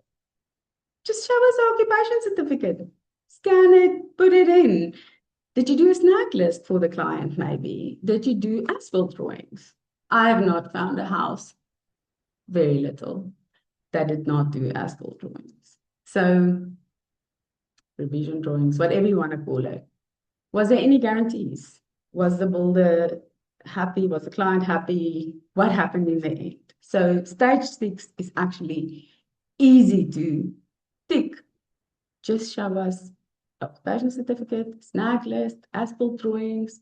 There is always something. Okay. So not so intimidating anymore, I think. I think you guys are starting to get, hopefully, that there's multiple information that can be categorized under a lot of things that we can do checkboxes for, and that you can succeed easily, actually. Okay, so how do we put this all together? So to do a design, let me just check on time again. Ooh, I'm out. Okay, just a quick run through then. I'm going to do this for you while I show you a portfolio. I wanted to 2 seconds speak about your front page. This is the first thing we see. So most of the time, we get loose pages. It's scattered. And we don't know what goes with what, and it's just one mess. Be a professional. Have a front page. I'm going to get to how we get all together, but have a front page.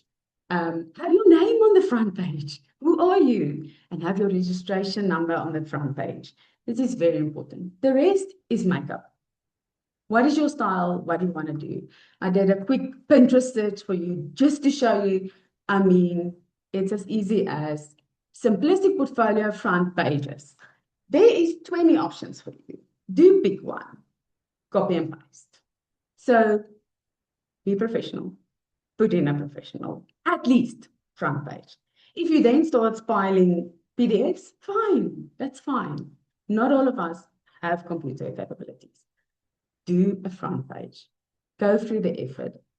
Open it up as I am a professional. Okay. Ooh, why did it go? There we go. So quick tips before I show you something. Just a few things that I've learned and that I've seen. So I always say, show up as a professional. I've said it now 100 times. You are applying to be justified as a professional. Then show up like a professional. Act the part, talk the part, dress the part, be on time. That's as easy as it is. Be professional. I don't want to talk to you in your car. You don't have anything ready. You're actually on site. This is the one day you have to actually show us, yes, I'm here, I'm committed, I want this. Okay, Zoom chats, same as this one. This is how we meet. This is how we interview you. Just create a Zoom chat with a friend, present your presentation to them, know how it works, know how it's going to go, see where it puts your notes. It is really, really important because it steals your time from interview. Okay. So practice to present. Put your portfolio all together. Take all your pages. there's something cool called I Love PDF. Yeah, I Love PDF. You go onto that website, it's a normal Google website. You take all of your pages in order and you tell it, make it one PDF. And there you are. Nothing is missing, nothing is gone, nothing got lost between your mail and SACAP's mail and my mail. It's all there. Because if we start looking for 5 projects and there's 2, it's chaos. Don't do that to yourself. Put it all together. Structure your 5-minute speeches. You've written your about. Go and see how long it takes you to read it. And make sure all your competencies is in your about, highlighted, listed, that it shows that productivity and that you use your 5 minutes effectively. Make sure your portfolio is clear. We get so many plans that we can't even zoom to see the picture. We go like this and it's not working. It doesn't help because we can't see your evidence. We have to see a clear set of council plans at least. We have to see clearly what you have written.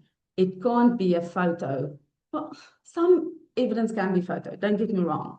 Like I said, that PROAC stamp, it was visible, not necessarily what it said in the description I gave, but the stamp was visible, so I did do my job.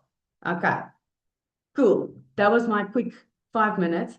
I want to rather, Munesi, is it okay if I quickly run through a full portfolio, not discussing, it will be 3 minutes. Yes, we still have got time. You can go through it. Don't worry, we can go through Okay. it. Okay, so did the screen change or not yet? Yes, it did change. So you can see my portfolio now. Yeah, yes. Okay, so front page, like I showed it to you, the example, there's certain things that I'm going to go through very quickly. Unfortunately, it's sensitive information, but I want to give you a quick overview of how to do a full portfolio. Okay, so we discussed the front page. This is me. I'm simplistic. I'm very down to the T, but I want you to know these are my 5 projects that I'm going to discuss with you. This is who I am. This is my registration number. That's what you need to know. Okay. Then, this is not a presentation. I must remember to scroll. I had to write a motivation letter to SACAP to say, why should I, as a person, be an RPL candidate and be recognized and upgrade with my experience? So go through the trouble, write it. Already you can see I've highlighted where is my important things, where is my competencies, where is my stages, highlight it already. I do read through all of this. But if I come back and I need evidence, I want to find it quickly. I don't want to go, oh, I think it was somewhere in there. No. Tell me where it was easily. Okay. Then, table of content. It's a simple thing, guys. It's a professional thing. That's why. Just tell us. There's going to be a CV. There's going to be certificates. There's going to be reference letters. There's going to be project details and declaration, that forms that we have to all fill in. Yes, I also made that part of my portfolio because if SACAP is looking for something, I don't want them to search. I want them to have it. Okay. And then my project index and a design page. My whole portfolio read as one design element because I'm a professional and I'm a designer. Okay. Keep on forgetting it's not a, sorry.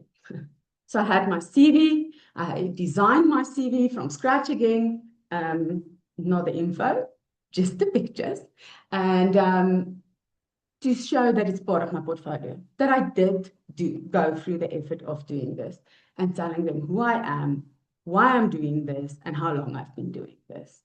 These were my certificates. I'm going to scroll my references, and then the forms I need to fill for the RPL. Like I said, already put it in there as well.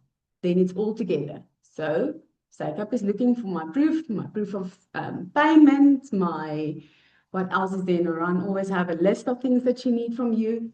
This is so easy for her. Help her make it easy. And then I did an index of my 5 projects that I'm going to discuss. I took every chance I could to show you who I am, what I'm going to discuss, and why I did check all my boxes. I checked my 10 competencies and I checked my 6 work stages. Okay, so already a small description of what is to come. Whether they read that or not, they're looking for evidence, they must find it, not search for it because it was somewhere. No, it was there. It wasn't everywhere. It's easy to find. Okay, so small description. This is me. This is how I did it. Think through it, how you want to present it. Okay, so I had my first project. I had my, like I discussed and like I showed you, my check boxes that everything is there. I had my about. Yeah, I already discussed my design ideas, my everything that I wanted to do, my design concepts, so architectural design ticked. Urban and context ticked. So I did locations, I did sketches, I did history and theory already coming through over there. Can you see that? I did detailed drawings, so communication between builders. I had renders, computer technology. I had more detailed drawings, and I had a presentation that I presented to the client. And I could say I had interaction with the client. I did go through the effort of doing this. I did computer, computer that tick box. And I did, it was part of Office as well. So just in doing one simple action, a lot of tick boxes. And that's what you must understand. Okay, so I'm going to scroll a lot quicker now. That was just a quick, so you can see my process is every time the same. And then I start gathering different evidence on every project, giving them everything that they need as part of this. And this is how, so there was my full set of drawings. There was a real versus reality. There was a lot of hand sketches and info we had prepared and basic stuff. How do you design a unit? There was a full thing about how did I design the units from scratch? So it's not just the global, there was a detailed thing about how to design every separate unit as well. Site photos. Oh my word, guys, we never get site photos. Such a great way of showing architectural design because it just gives that evidence. One, everything went through the stages because you got to a building. And if you can get to the end product in the building, even better. Great stuff. But we don't want to see just necessarily the end building. We like the site photos in between. It's part of your site reports, it's part of your documentation. Okay. Renders versus reality, detailed drawings we had to do. The project we discussed now. What I wanted to quickly show you is, because we discussed this is how I put it all together in the end. So I had my front page, I had pictures and my descriptions, I had my about, I had my architectural design, and then I started doing these little ways of showing my extra. In retrospect, I could do it even better. And I think I gave you all the spoon feeding I can now on that. My site reports, my site photos, my documentation. Yes, there is a photo of something, but it served the purpose in that case. My prop that we discussed so many times, my demolition certificates, my engineering drawings, part of my surveys that we did, that's part of environmental as well. My collaboration with interiors and engineers, the site inspections, site photos, confirming all the glass. I didn't put because there's a full window and door schedule, but I had to confirm all of those and I had to go through them and we had to test them. And by showing that, I actually get points in the end result, which then helps again. And then my full set of drawings, there was a mistake, but the full set of drawings, every detail I gave through to council in the end. And then this was just my final project. So I'm just going to swipe. So interesting, here I added all the services. So on building services, this was great because we get all the services location, and this proves evidence that I know all about the services on that stand. Yes, it's a normal house. It's not this massive building. It's got services, it's got evidence, it's got EG, it's got stormwater, it's all there. So I needed council forms and information and my sketches. Other sketches we did, bringing it all together.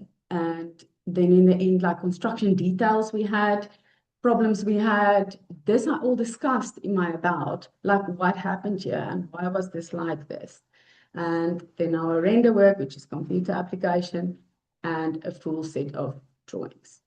So yes, that is how that one. We did it.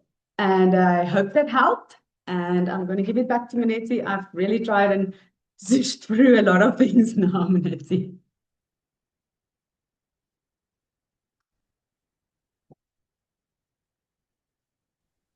Thank you. Thank you very much for a detailed presentation. We still have got quite a lot of attendees here.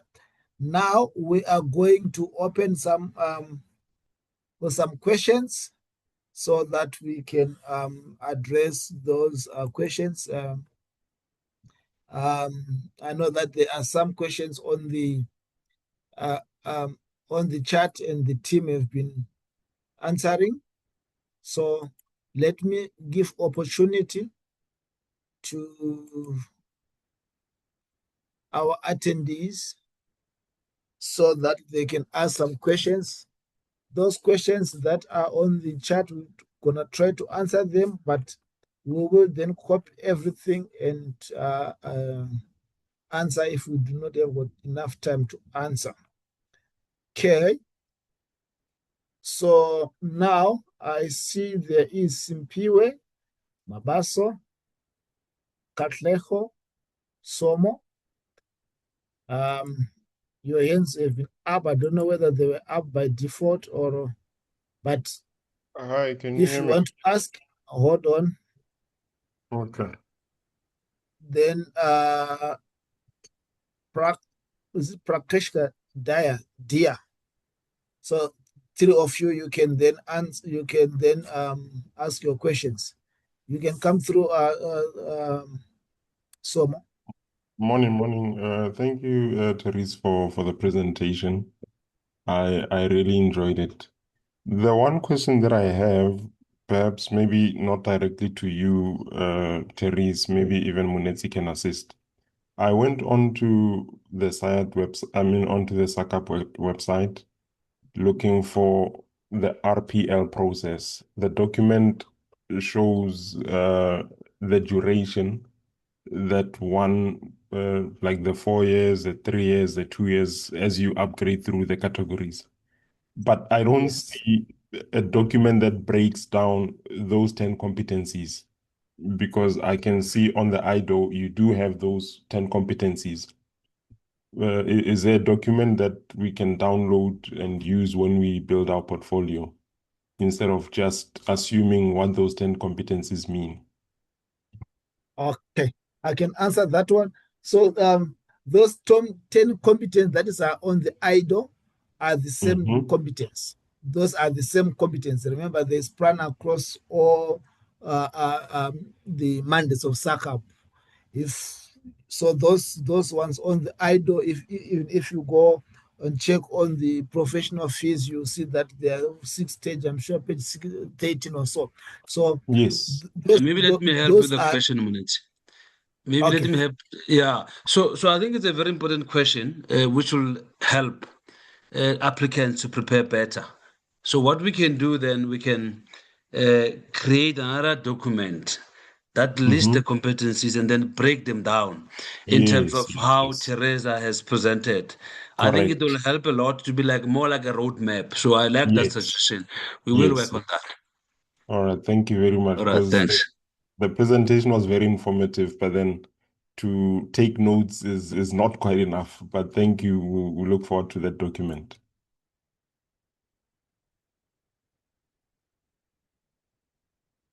Okay, thank you very much. So we will work on that document and put on the library as well as on the website. Thank you. Then Mabaso, you can come through. Simpiwe.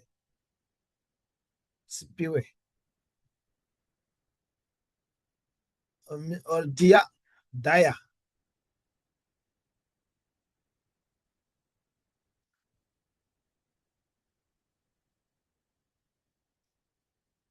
Okay. Likodi.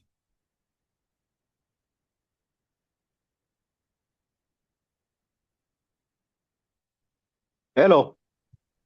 Yes, you can come through. Yes. Now I want to ask a question with regard to project.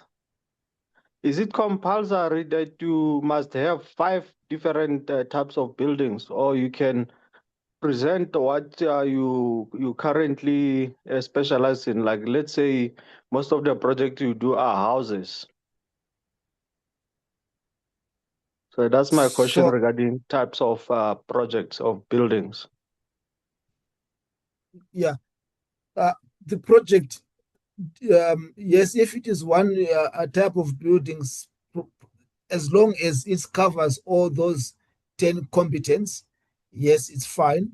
But project, there must be 5 projects, 5 different projects, and they must be able to cover those 10 competence. Let's say you have got 3 project, you will find that some might not cover all of the 10 competence in one project, but they must find expression to the entire 5 projects.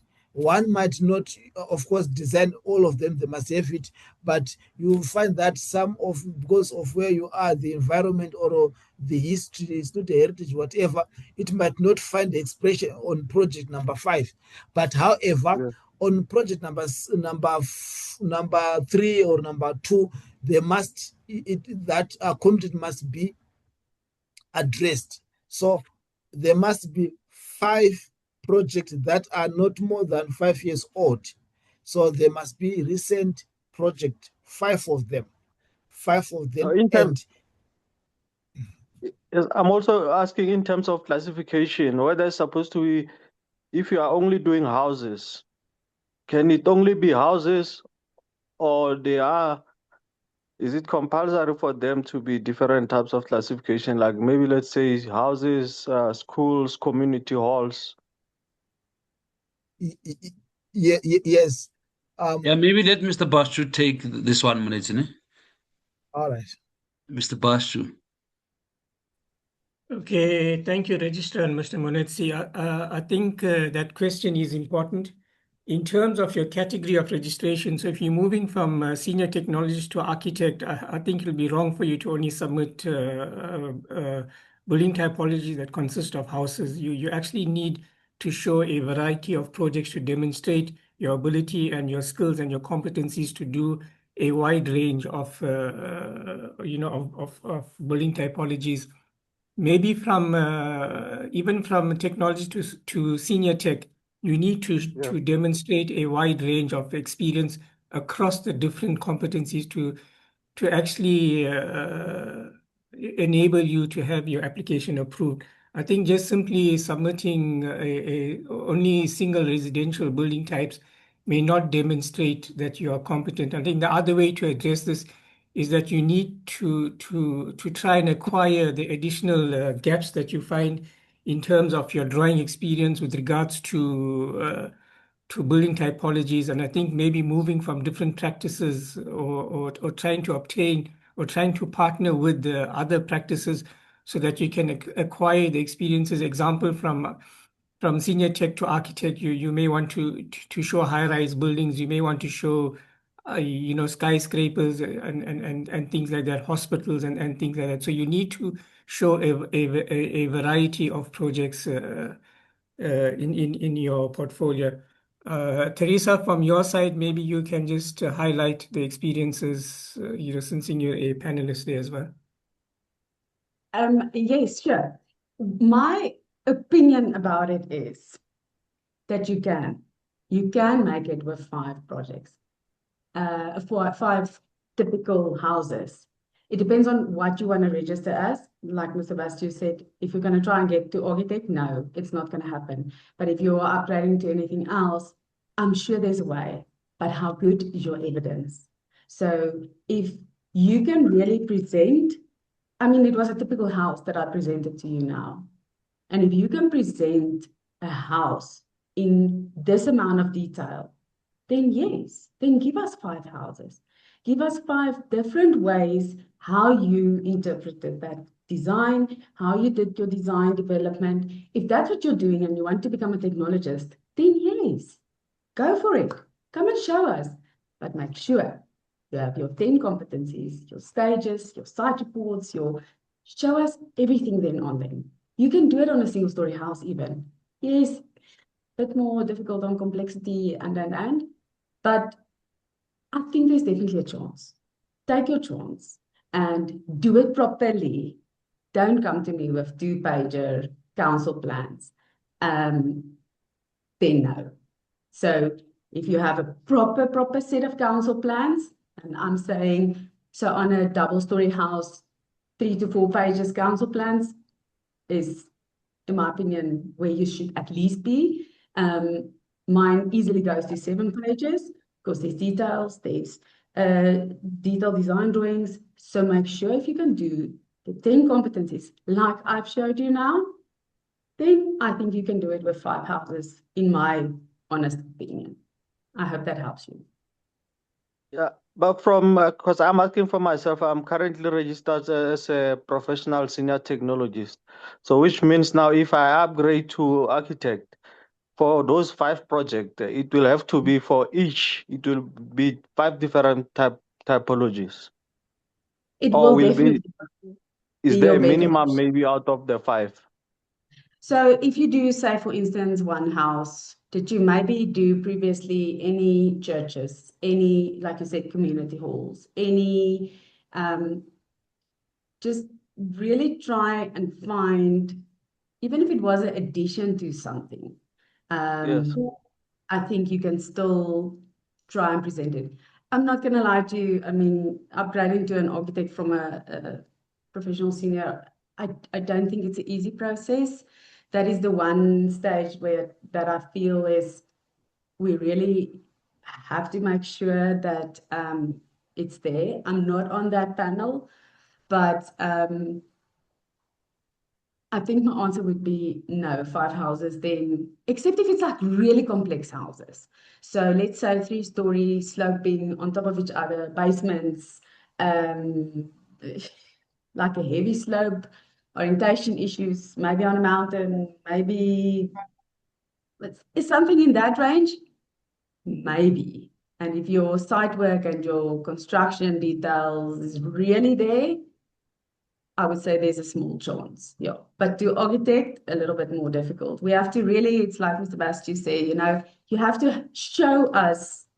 It's not that you have or you haven't. You have to show us that you have the competency of someone that studied architecture for 7 years or 8 years. And you really need all of that. The legal part, the understanding, the act, everything needs to be there. Then, yeah. But I wouldn't suggest applying on 5 houses necessarily. No.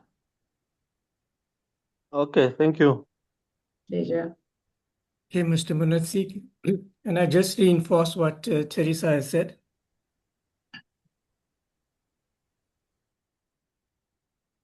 Yes, your panelist, Mr. Bashu, you can go ahead. Oh, okay. I think I just want to support, what Teresa has stated. I think from senior tech to architect, the panelist is not going to accept 5 houses. Let me be quite frank here. They're not going to accept 5 houses. You need to clearly show your competencies, your SECAP 6 work stages. You need to show utility. If you look at what the presentation that Teresa did earlier on, you need to show exactly that kind of work, but in different building typologies. So I think if you're submitting just 5 houses, you're going to have a negative outcome there because the panelists there, like Teresa said, that she's a panel, most probably for a lower category, whilst the highest category there, you're going to find a lot of architects there, and they're going to interrogate you at the same level. If you look at the presentation that was done, by Teresa, you're going to be interrogated at that level, even much more higher. So we're just going to encourage all the senior architectural technologists to make sure that your experience is based on a variety of building typologies, where you can clearly demonstrate that you are capable and competent of doing different building typologies. And remember, over and above creating enable pathways for you to use the RPL mechanism, SACAP has a public protection mandate, meaning that if you only submit single story or double story houses, and then suddenly you faced with the challenge of doing a high-rise building, and something goes wrong there, it's going to be a serious concern. When those investigations unfold and they start to scrutinize who you are in this design process, they're going to find that gap. And therefore, we are saying, listen, as a senior technologist to architect, you need to clearly demonstrate that you're competent in a variety of building types. Thank you, Mr. Munetsi. Yeah, Register, you can come through. No, I'm covered. I think let's Okay, proceed thank to you. the next question. Okay, yeah. There's Linda, Esther, Jackie, Simpiwe, Mabaso, William, Kasten, Ruben, Patrick, Maema, Bongani, Matika, Dimpo, William. Yes, let's go in that that order, please. Hello. Hi. Yes, you can Can go anyone? through, Linda. Okay, thank you very much. I'm just worried about the stuff and the stages of the draftsmen that needs to take off. But I think Teresa has covered much of the questions that I was having, because what I thought it was to be the technologist, you need to do maybe double stories. But now the question was, how do you do that application while your registration does not allow you to?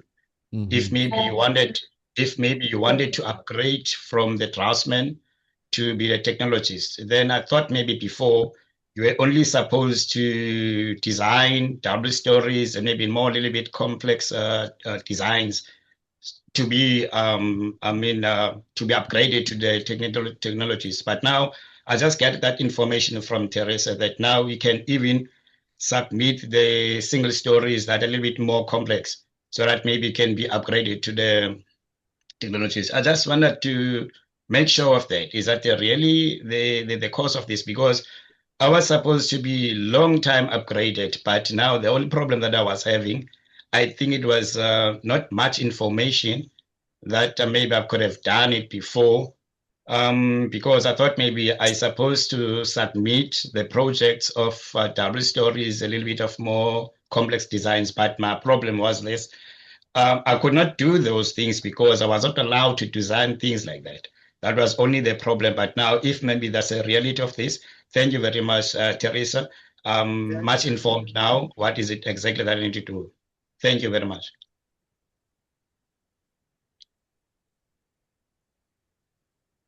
So Munetsi, can I just come in there? Yes, please. I think again we're going to reinforce the IDOW. You need to read the IDOW document, because at some point there's a table there, we talk of your cognitive function, and it speaks about, when you look at the category of draftsman, it speaks about awareness, knowledge, understanding, and things like that. When you look at that level, you need to understand how you are performing.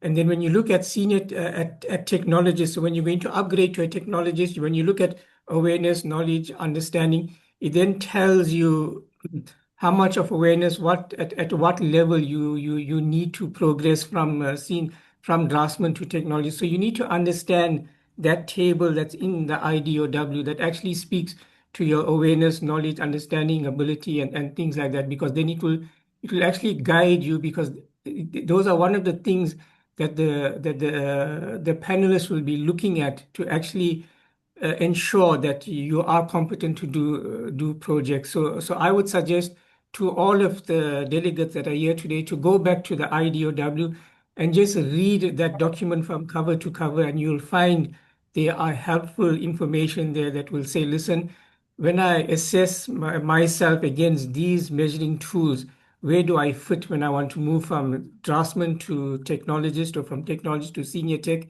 and from senior tech to architect? As you climb the ladder, you find that the requirements become more stringent. So I'm just appealing to everyone to go and read those documents. Unfortunately, we couldn't cover this in today's presentation, but I think we have done previous presentations where we went through those competencies, and where we went through those awareness, knowledge, understanding, ability, and things like that. So just to move the conversation forward and try and answer as many questions, I'm just appealing to the delegates to please go through your IDOW document from cover to cover. Thank you, Mr. Munetsi. Thank you very much. I'm sure Linda is covered. Hi. And yeah, come through, Chirwa. Oh, hi. Thank you so much. The question I have, I think it was asked previously, but I just want some clarity on this, because by the looks of things, I pick up that upgrading probably from a senior technologist to an architectural level is quite intense. Just out of interest, I would like to understand what is the success rate from that category. And number two, I think when you go on the website, it usually requests about 3 years minimum of experience, or 5 years. Correct me if I'm wrong there. And obviously we know architecture is quite broad. Yes, you have different levels, be it different typologies of residential and commercial. And obviously, as a person, you can settle that you only focus on residential and whatnot. And in this instance, where you're quite limited in the sense that you have to fill all those typologies in the space of 3 years, that seems really quite unrealistic. And I just also understand, like, even like I think someone mentioned that if obviously you cannot fill all those 5 typologies, try to, I don't know, try different firms, or be in partnership with different firms and things like that.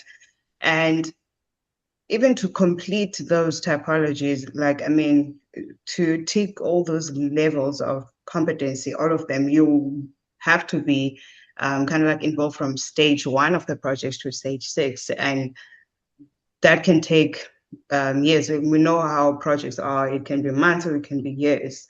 I feel like that minimum of experience that is required to upgrade is quite unrealistic if that's the case. If you have to fill all the 5 projects, or there's a sense that at least. Obviously, you don't put all residential projects, but at least you can put 5, and then you can try to fill the others in different typologies. But being able to be involved from stage 1 to stage 6, I think that's quite a challenge. Or if you can't meet that, what are the areas would you suggest to fill up the typologies and all the levels of competency? Thank you. Thank you very much, Mr. Banashwa, our registrar. You want to take it?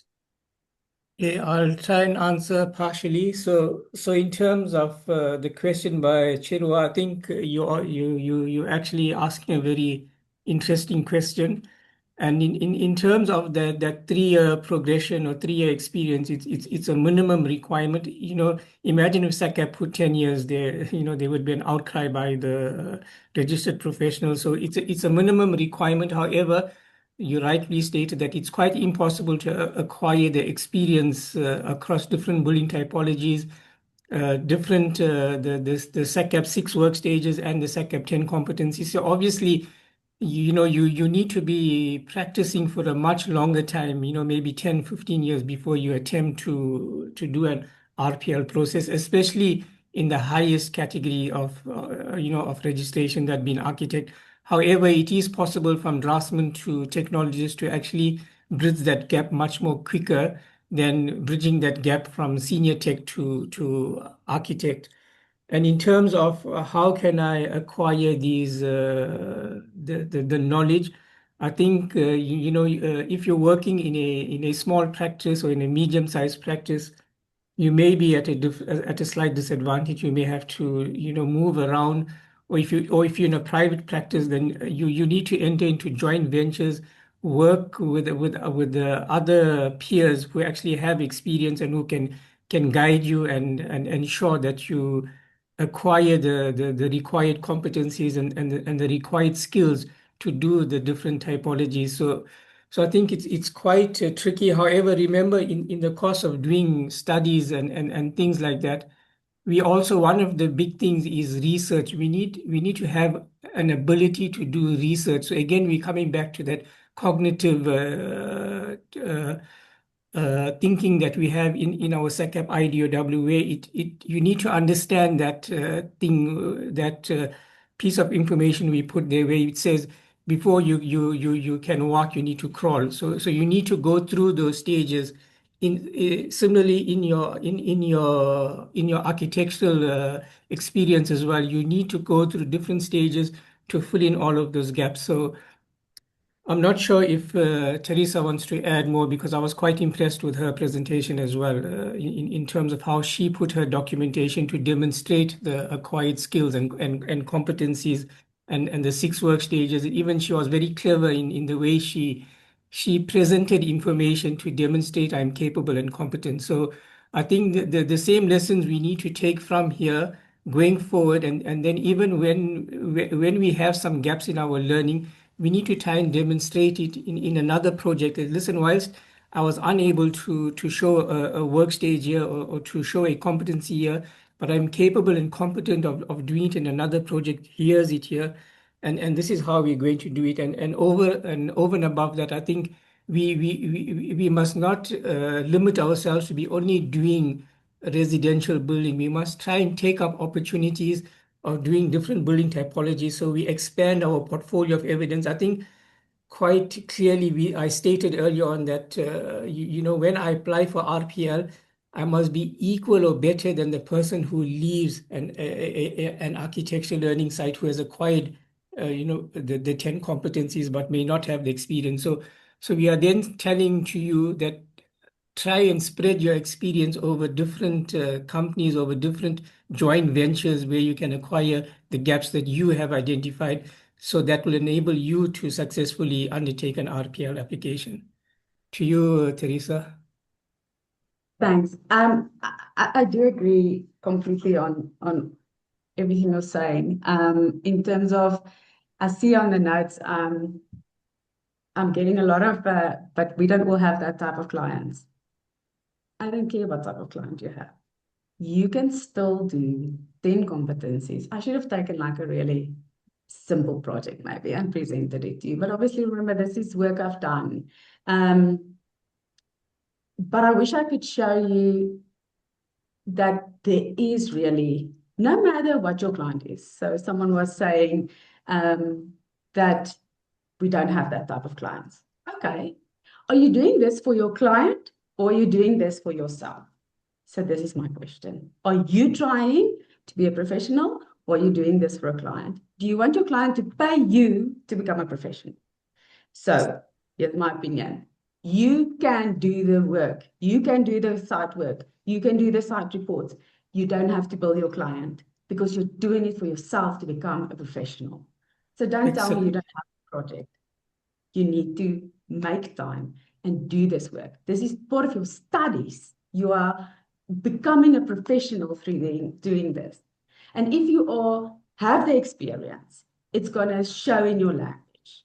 You talk architecture. If you have the experience of that, we can immediately hear when we get an applicant, the language that they're talking, the info that they are giving. By accident, and we know on what stage this person is.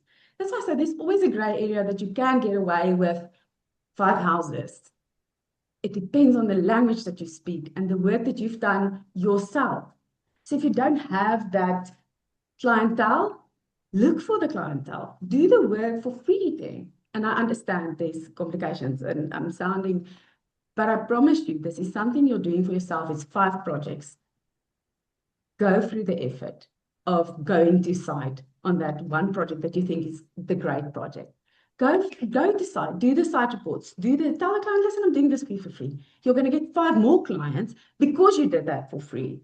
So remember, it is for yourself. And one more thing. So I guess someone wants to say something. A mentor. Get a mentor. The SACAP has a whole panel of people that wants to be mentors.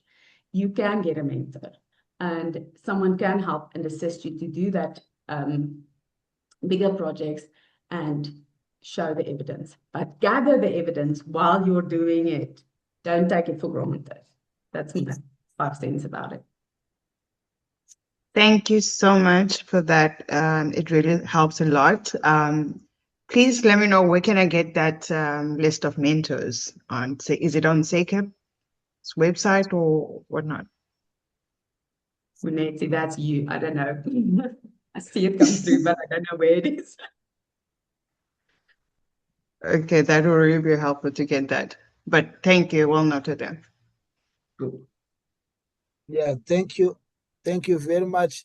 The other option as well that one can do if you do not have quite that experience required, you can then, if you are specialized in one building topology, you can apply for special consent. Special consent, you don't change your registration category, but you can be exempted to work on building topology that are above your registration category there. Thank you very much. It's time then. Jackie, is it Mikin? I don't know if I'm pronouncing it well. Is it Jackie Witbooi? Yeah. Hi, good day, everyone. That's not a problem, not a problem. I just have a few questions. I have actually completed this RPL, but as my case is currently lying with Mr. Manetti, because we have a little bit of a defer of what went through. But besides that, I actually want to ask a quick question. I know as part of the RPL, you have to admit it has to be stamped by SAPS. So it's a legal documentation, right? So when it's a legal documentation, everything you write there must be true and factual, right? So Yes. the other question I'm asking, seeing that I'm doing that, running to get to the police station to get it stamped and everything, do the board actually call my previous, those like the profiles that I give, do they actually call the companies that I did work for? That's just one question. Another question I want to say was, especially where I work, so we don't, like I said again, we don't have the big clients. The people that we work for, that I do work for, just want a normal boundary wall or an extension of the room. And of course, these are also poor people as well. So you cannot overcharge them for what they're going to do. So you look at the budget of what they can afford at the end of the day, how much is the project going to be fulfilled? Because I actually have a project which a client wanted a multi-story place, dropped the plan, got approved and everything. And now the client couldn't build the plane, so the whole thing went down the drain. That's the one thing also that I take account to when I go see a client and I speak to them as we speak honestly. Another question I bring also is important part also is documentation. As your SANS in a bylaw also very important, especially I know your city officials currently in the meeting. I saw their names, and that's also the one thing that that also I think is very important. You need to know those documentators, the A, B's, and C's. You need to know that as well. Last question I want to ask is the 5 pages. I mean, I'm trying to get from a draftsman to a technologist. Is the 5 pages really necessary? If I can show, like for instance, my drawing when I submit it, I do it most of the times. I do one drawing and I give it, everything's on the one drawing. Every detail that needs to be built is on the drawing. So when I give it to the client can give it to the builder. So there's no missing building drawings laying around or something is not done. So that's why I do stuff on one drawing, so the builder can do everything on one drawing. So that's what I'm asking: is the one of the 2 pages is really necessary for submission? Seeing that I can do like even a boundary wall, extension on the house, that just needs one drawing. That don't need 2 or 3 municipal approved drawings. So question is that really necessary for that? I think that's my question. Thank you. Yeah, thank you. It's a quite loaded question there. For the legal aspect there, I will leave it to the registrar to assist us, and Mr. Banashwa, then Teresa, you can come through. Okay, I will try and answer maybe together with our registrar here in terms of the committee or council actually following up with the reference numbers and with documentation that was submitted for approval. From time to time, we do come across applications that appear to be fraudulent or misleading, and you can be rest assured that SACAP, under the leadership of the registrar, he then puts in place an action step for the SACAP's management to follow, and then they will contact the municipality. They will contact your referees on that document, and they will make sure that what you provided to us is correct and accurate. If you have misled us, obviously it's going to go to an investigating team. So another appeal to our RPs and registered professionals is that our RPL applicants is that whenever the panelists, remember that panelists have a sharp eye because they are quite experienced, therefore they are panelists. They are able to detect when an applicant is misleading them. They are able to detect through your voice and tone and the way you answer your questions. No, there's something not right here, and we need to do a background check on this candidate. I know as recently as 2 weeks ago when we had an RPL, or it was in the IDOW, where we then referred a matter for investigation because of misleading information. So you can be rest assured that through the mechanisms we have in place, we do follow and check and validate the information that you have submitted to us. And then in terms of documentation, SANS and bylaws, I think that's an important comment that you made. I think it's for the benefit of all who's here listening. And then you spoke about, is the 5 pages necessary? So when you look at how Teresa has presented, you need to take a lesson from her now, take a page from her. And then depending on the complexity, if you're doing a boundary wall and if it's a straightforward 1 meter high boundary wall, maybe there might not be the complexities might be lower. But then if you're doing a 5 meter high boundary wall or a retaining wall, the complexities in that design start to increase.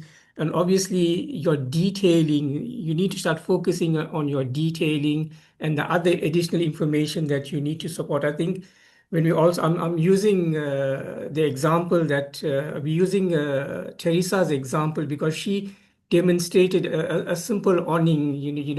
How does it impact in my design? How does it impact on safety and stuff? And while she said that you're using 2 pages or 1 page to show all of the information for a simple project or a typology that's not very complex, that might work. But in terms of demonstrating your skills and knowledge, I think you need to show a little bit more detail. I think we have construction technology somewhere in our competencies, and this is where you need to unpack all of that.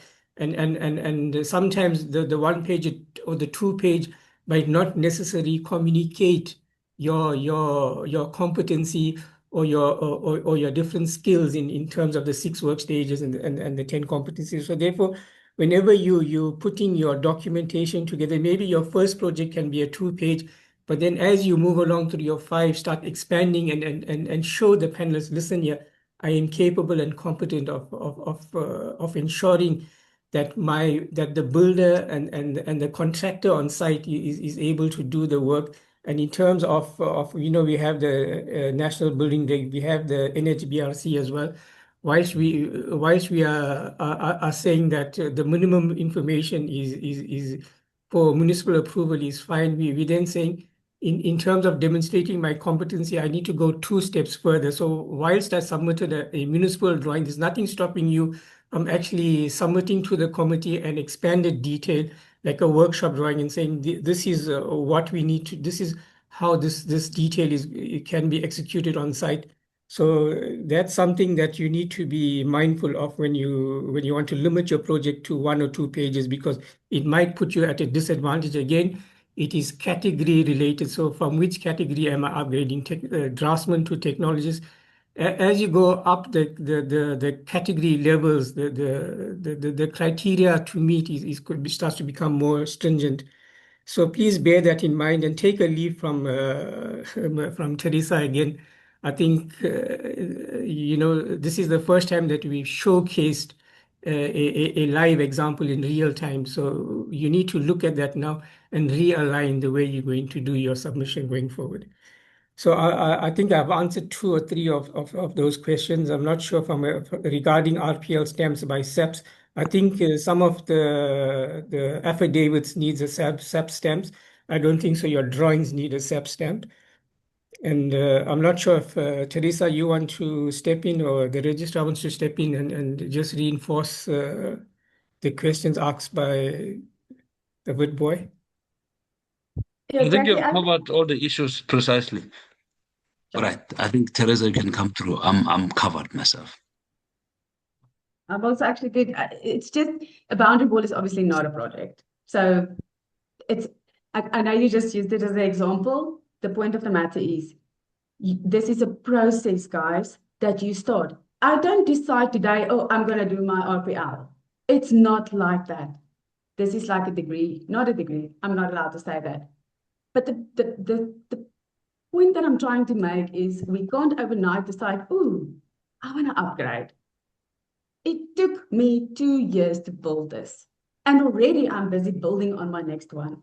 And that's how I know what it takes. I do the extra work. I do the extra effort. I go to site. I take the photos. I'm gathering evidence. So don't come to me and bring, oh, I decided yesterday. So this is the 5 projects I have.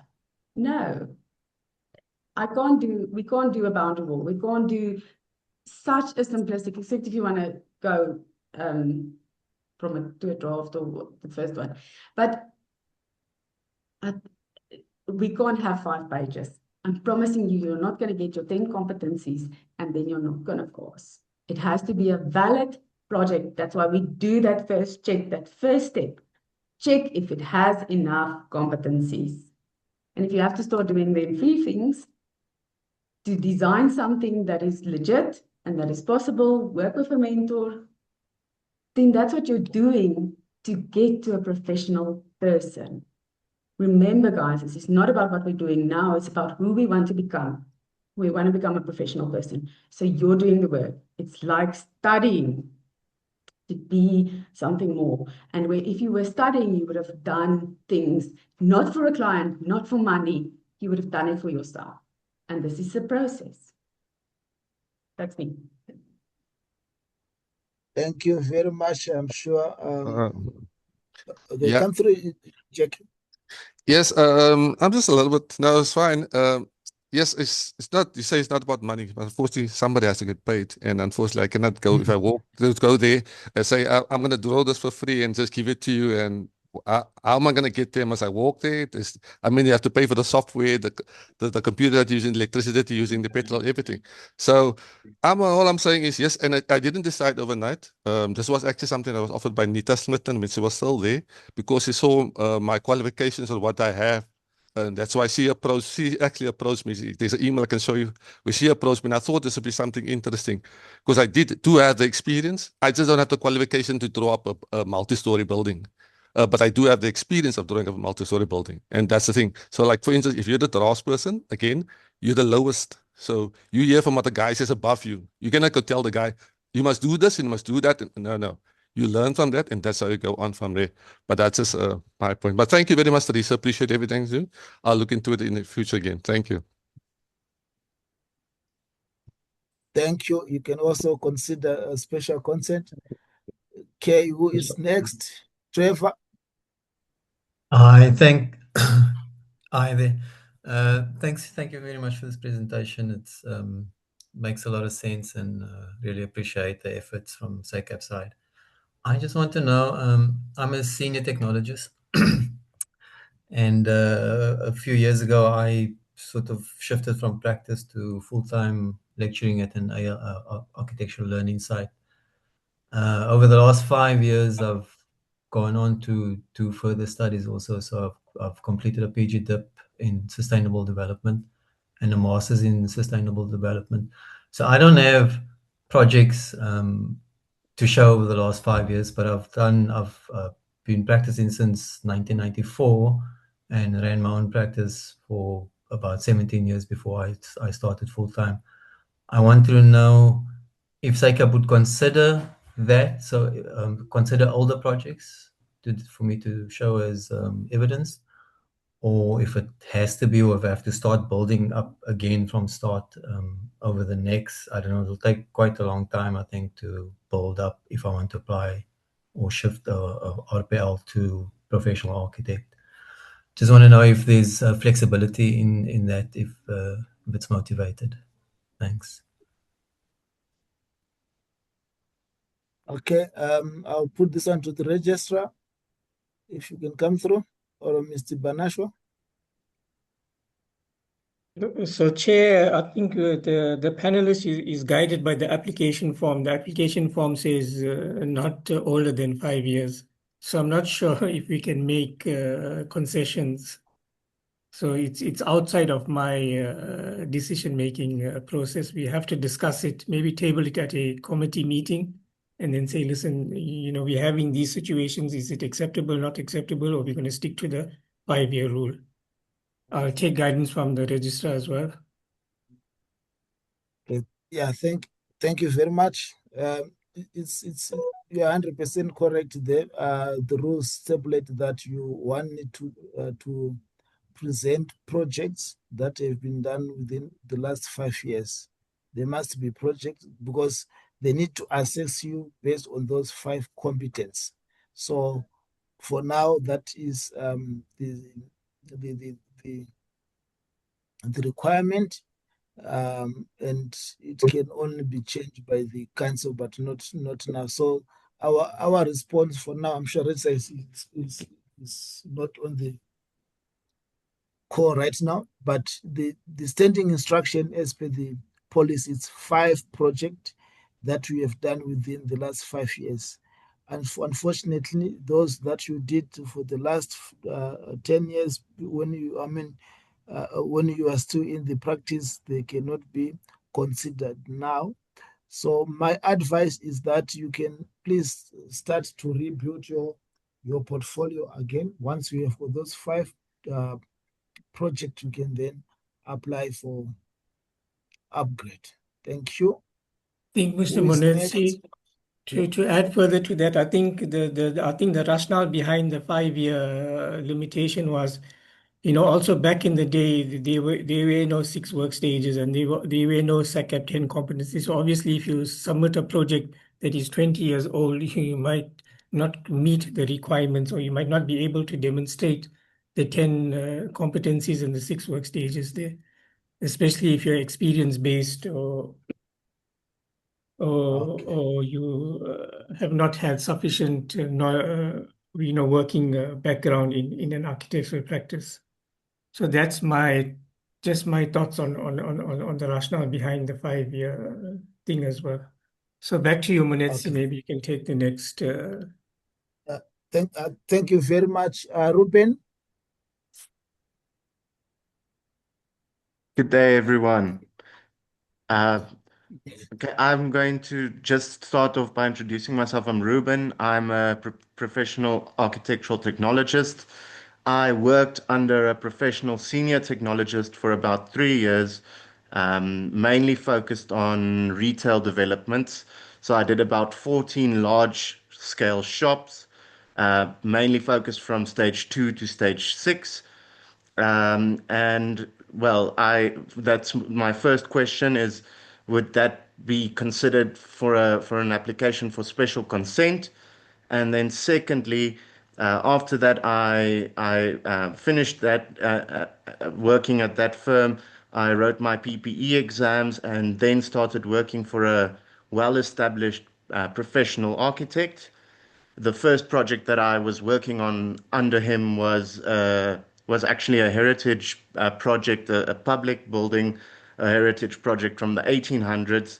But I only worked basically under stage 5. It was already in construction. It's obviously ongoing, and I was working on details and things. So it was not like I designed this entire building from scratch. I was working for him under him, as well as on other public buildings like schools, which mainly was focused on stage 4 work for council and also construction work, but it wasn't necessarily my design. So would that still be applicable for a RPL consideration, or would it still have to be something that I took from stage 1 all the way through to stage 6?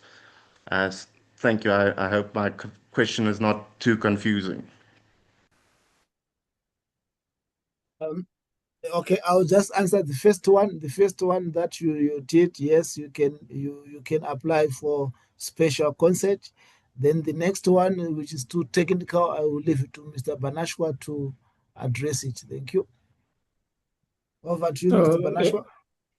So thank you, Munetsi. I think there might be a challenge with submitting work where you have lots of gaps in them. I think you stated that you've done your one project from work stage 2 to work stage 6. So work stage 1 is missing, and in terms of demonstrating your competency, you have a competency gap at work stage 1. So you need to tell the panelists how you have filled that competency gap in another project. And then in terms of your other projects that you have done, you said that you've taken projects up to work stage 5, and then and then the school projects that you did, you took it up to work stage 4. And then you also said that you were you worked in a team environment, meaning that you did certain aspects of that design work. So most probably in some projects you was involved in 4.1, some years was involved in 6. So this is clearly demonstrating a huge competency gap that you need to close before you actually submit an RPL application. However, I think in terms of retail development, if you can close that gap, you most probably can apply for special consent. But in terms of the other project experience, there is gaps there that you need to close. So you need to acquire additional experience to ensure that you're capable and competent, and you need to demonstrate. I think the key word is that you need to demonstrate your competency through experience, because this is what RPL is all about.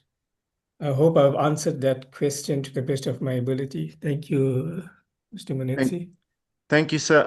So I just want to confirm, does that mean I can still include projects that I've now done under this architect in my portfolio, or would it still have to be my own work that I take through from the initiation stage all the way through to stage 6, or would it still be applicable to take work specifically now because of the complexity of, let's say, for a school? It's obviously much more complex than a house where I can actually under my professional registration as technologist, I can work on residential projects by myself, but I don't have the professional registration of an architect to work on public buildings as schools or so.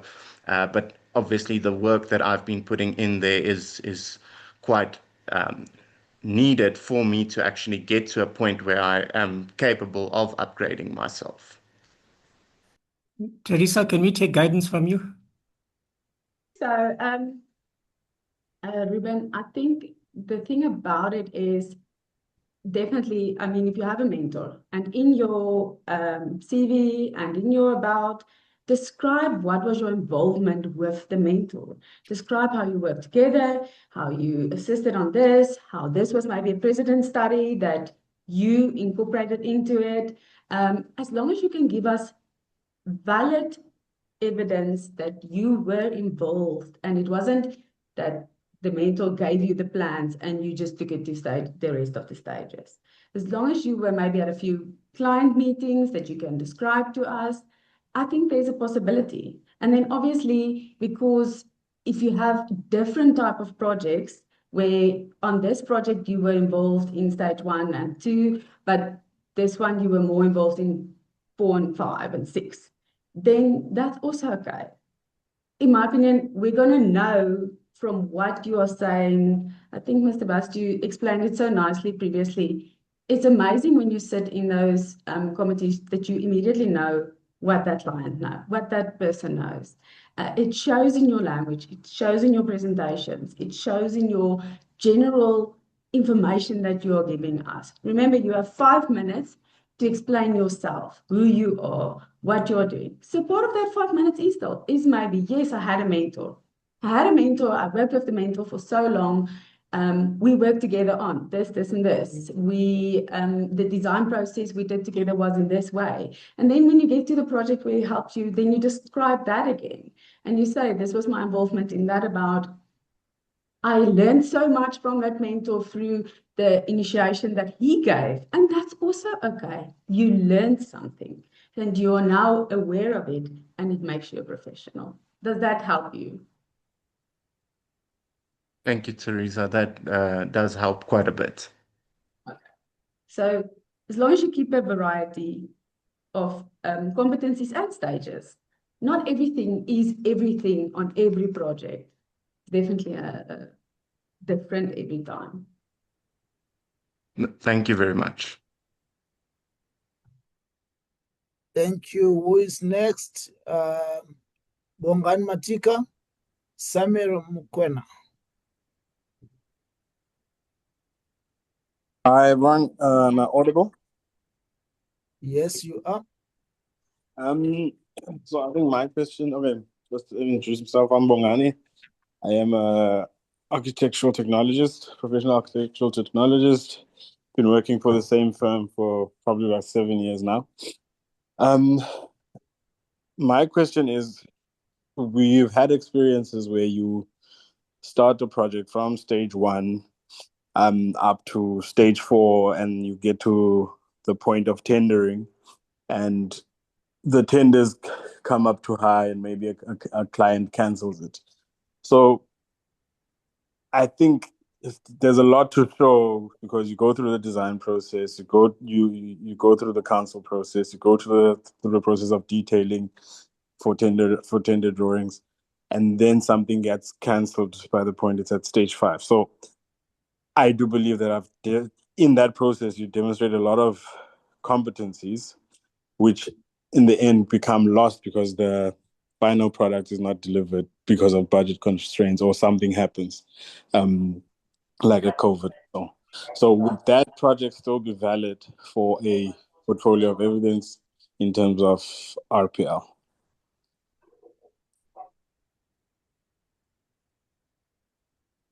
So Therese. Okay, so we've had cases in the committee where something like that happened, and it's very valid because you're right. You've learned so much, you've put so many professionalism in it, and then the client fails. So I agree 100%. If you feel it's not strong enough and it didn't go far enough, put it in as an additional extra. Yes, you're going to work for it to fit it into your presentation, but do it. So if you feel it's worth it, and this is really something that, because I understand completely you don't have massive amounts of many projects. So put it in as a project. And then if you have to have a backup or have an extra project, again, rather more evidence than less. So I would, if I was in your position, I would add it and take my risk. Because if you can speak it and you can show it as professional growth, I completely will give it to you. My personal, not the committee, but my opinion. Yeah. Okay, thank you very much.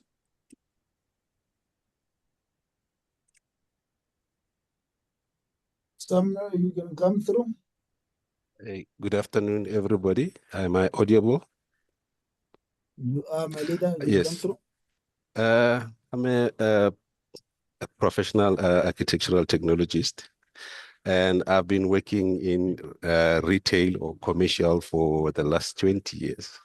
And my issue with, the issue that I'd like to be discussed is that in the last 5 years, I managed to complete one project, and I've worked on 2 others that didn't get off the ground. We were still on the design stages.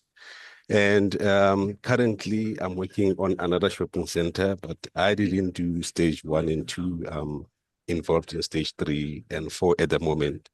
And listening to what is required for me to achieve the RPL, I think it's going to be a little bit problematic because I've only got one completed project in the last 5 years, and the others are not there. They failed, and the current one that I'm working on is going ahead.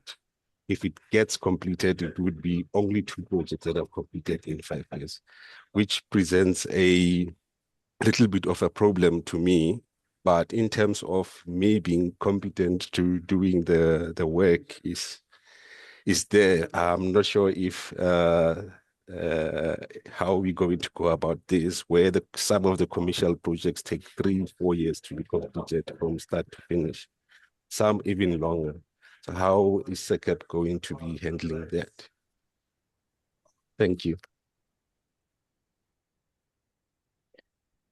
Teresa? I would just be the face for not necessarily answer the question. I don't No, always it's, know if I gave the right questions. Remember, I'm just a panelist. I'm not a SACAP RPL member. So everything in life is probably a chance that you take. And I feel like I've said it now 100 times, but it depends on how you present it. You can sell it to us if we can hear you have the knowledge, you have the opportunities has just fallen free. Then take a chance. Take a chance but submit a proper something. Don't submit then 2 pages or 3 pages to me and say, yeah, but that's not what then it's not a proper chance. If it was a proper chance and it was a full-on project, give it a go. It just fell through in the end. Let's see the drawings. Let's see what it looks like. It's a big part of who you are. But it will be good if there's 2 projects that at least went through. That will be good. Does that answer? Thank you. Thank you, Teresa. I think the reason why we're zoning on you is because of your presentation. I think your presentation speaks volumes and it gives direction to the RPL applicants and special consent applicants.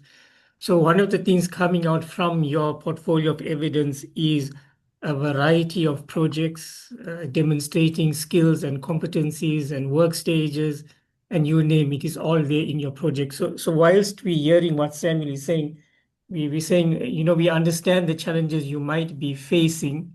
However, when you looked at the presentation today and what goes in a portfolio of evidence, there might be a shortcoming in your application.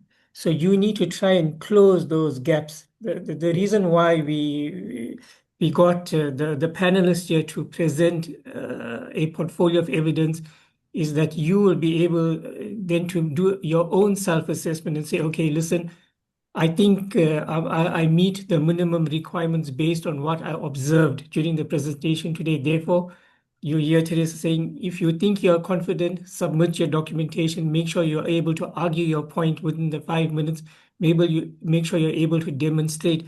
But however, when you do your own personal self-assessment, you might find that you might not meet the minimum requirements. However, please feel free to drop us an email and we'll see how we can advise you, better.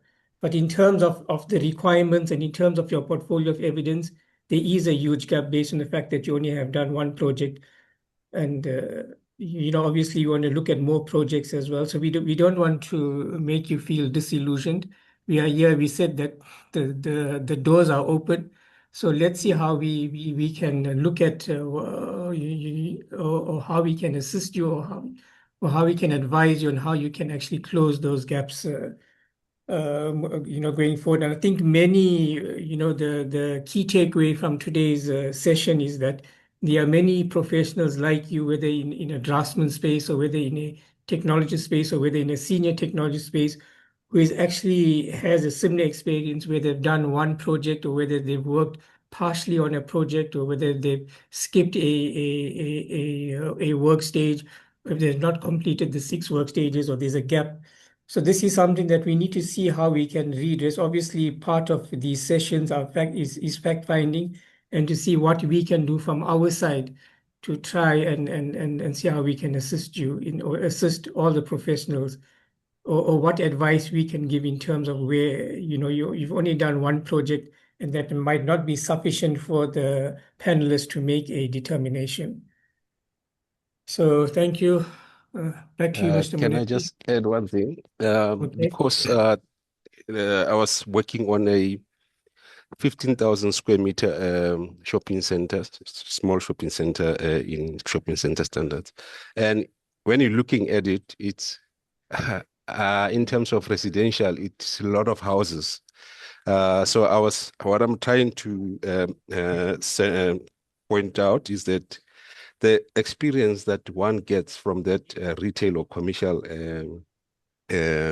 one project, it can be 10 times more than the person who's working on a 2 or 3 or 4, 500 square meter house.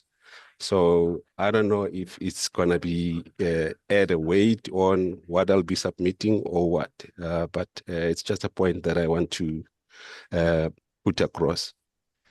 Thank you. Okay, thank you, Mr. Samuel. What I'm going to do is I'm going to refer this to the Education Committee and take guidance from them and see how they can best direct us to give you the correct answer that you're looking for. I don't want to commit myself here today and then you find that when you submit your application, you're going to be disillusioned. Let me take it under advice from, sometimes you don't have all the answers, for you. We have to refer it to different committees in our organization. And I think best we can then take it to education, because one of the things that we said is that your competencies need to align to an outcome.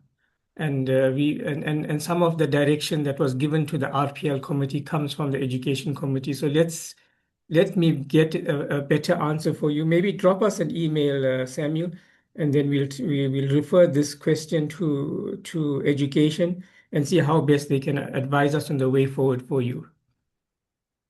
Thank you. I hope I've answered that. Thank you. I'll do that. I'll drop you guys an email. Mr. Munetsi.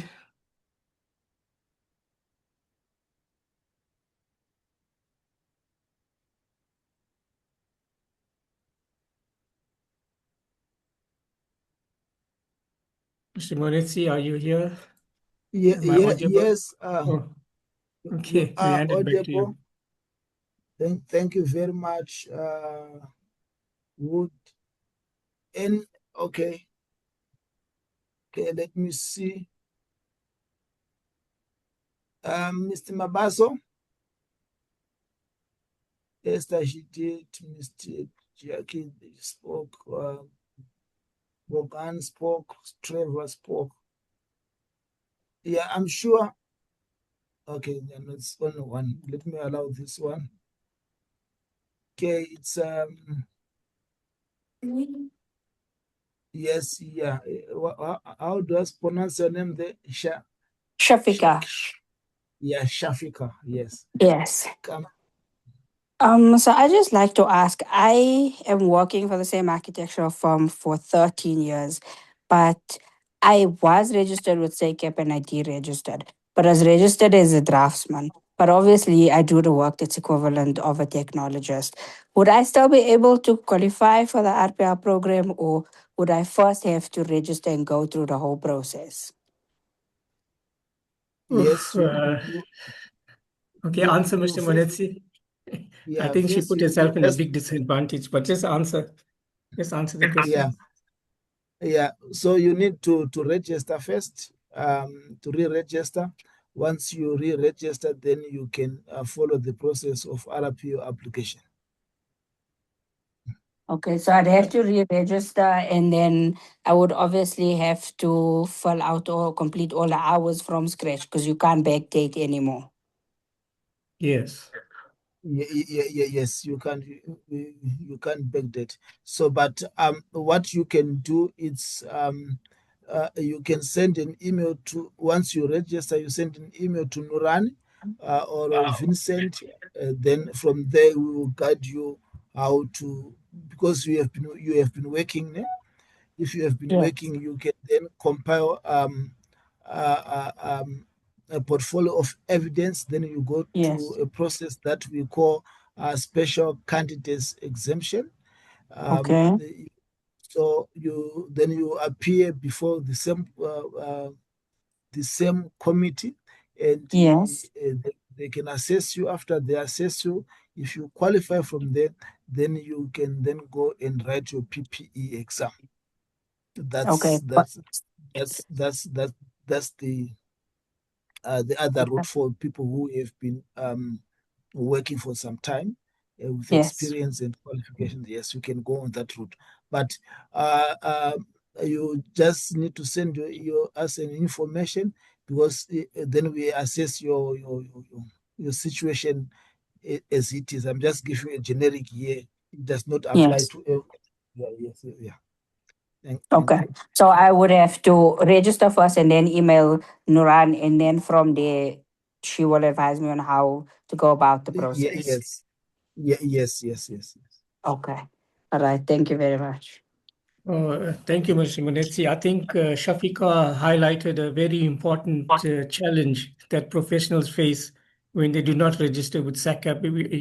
I'm therefore taking this opportunity to encourage each and every unregistered professional practicing in the architectural space to please register, because at some point in time, you're going to find yourself in a big disadvantage, whether you experience-based or whether you qualified and you did not register as a candidate, or you working as a candidate in a practice, and your practitioner has not registered you with SACAP, you're going to find yourself at a big disadvantage. Therefore, we're encouraging each and every architectural person who is, whether you are a candidate or you just graduated, to contact SACAP and see what are the registration requirements, and make sure you register correctly and appropriately.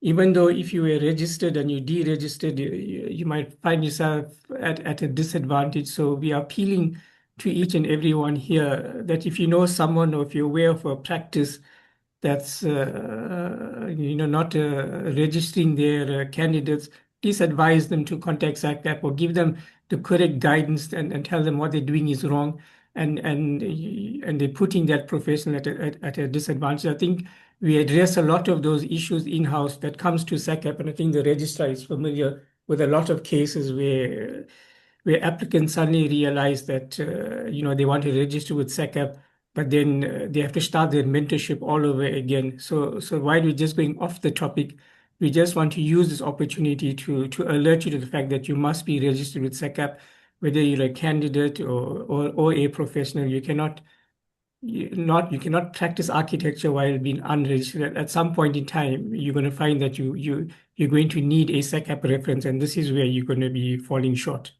Thank you, Mr. Munetsi. I hope I covered that part from an administrative point of view.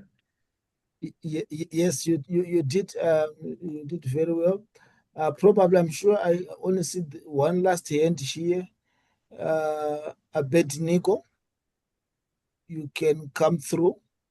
Okay, If there's thank you. anyone, you can please, after Abednego, you can jump in. After that, we will then hand over to Mr. Banashwa to close this webinar. But come through, Mr. Abednego.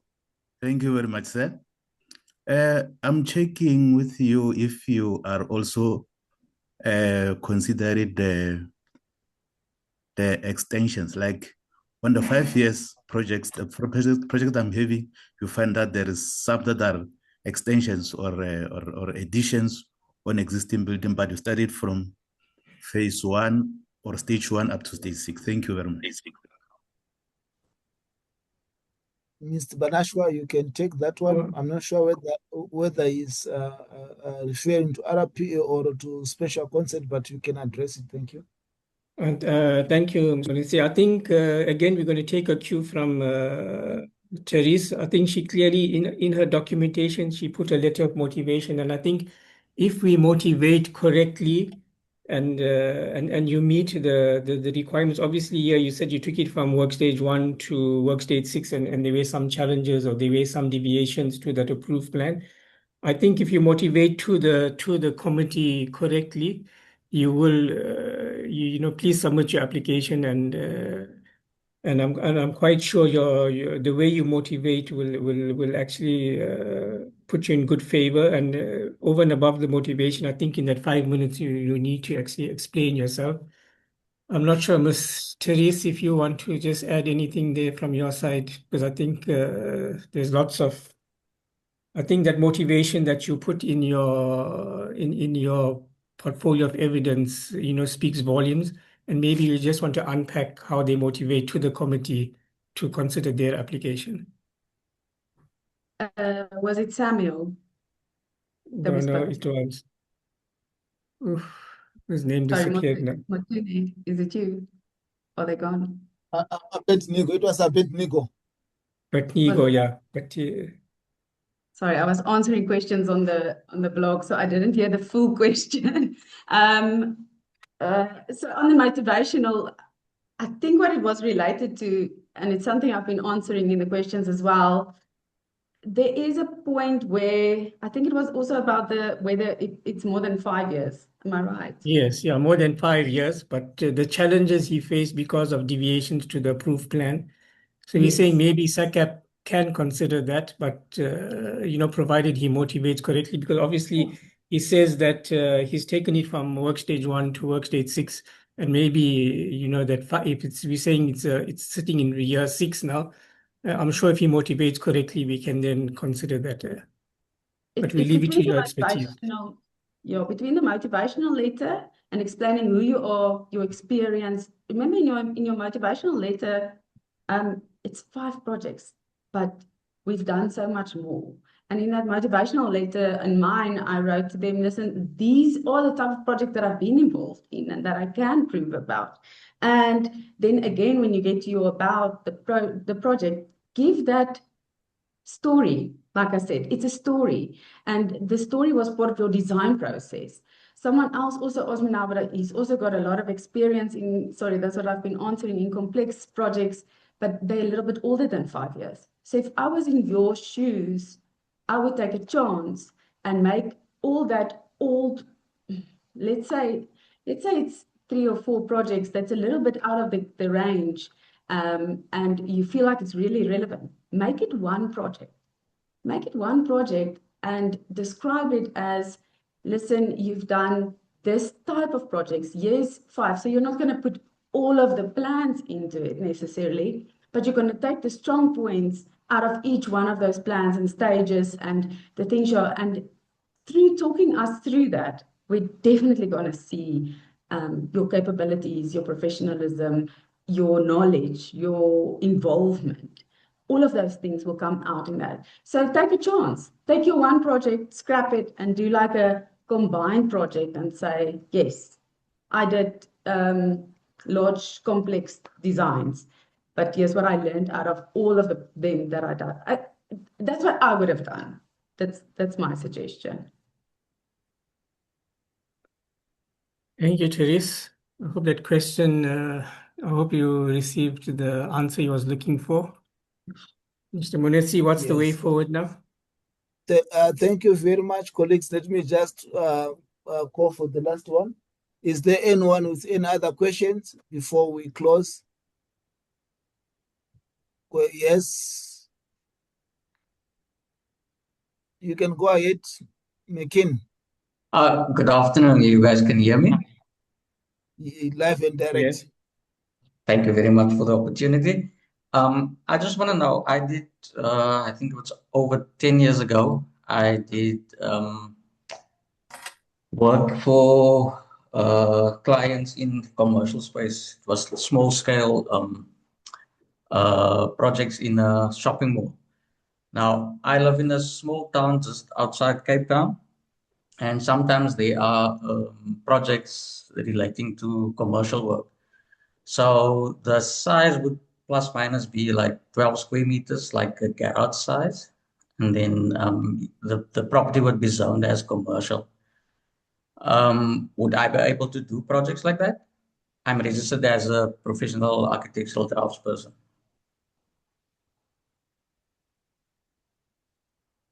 Therese, I think this falls in your portfolio. You're going to say that, no. But I do know we did recently have the same type of question in a panel, in an interview session. And I'm speaking on a complete ignorance and just what I can remember. And what it came down to was we went to check whether addition, asphalt, the type of addition, the size of the addition, whether that falls under warehouse.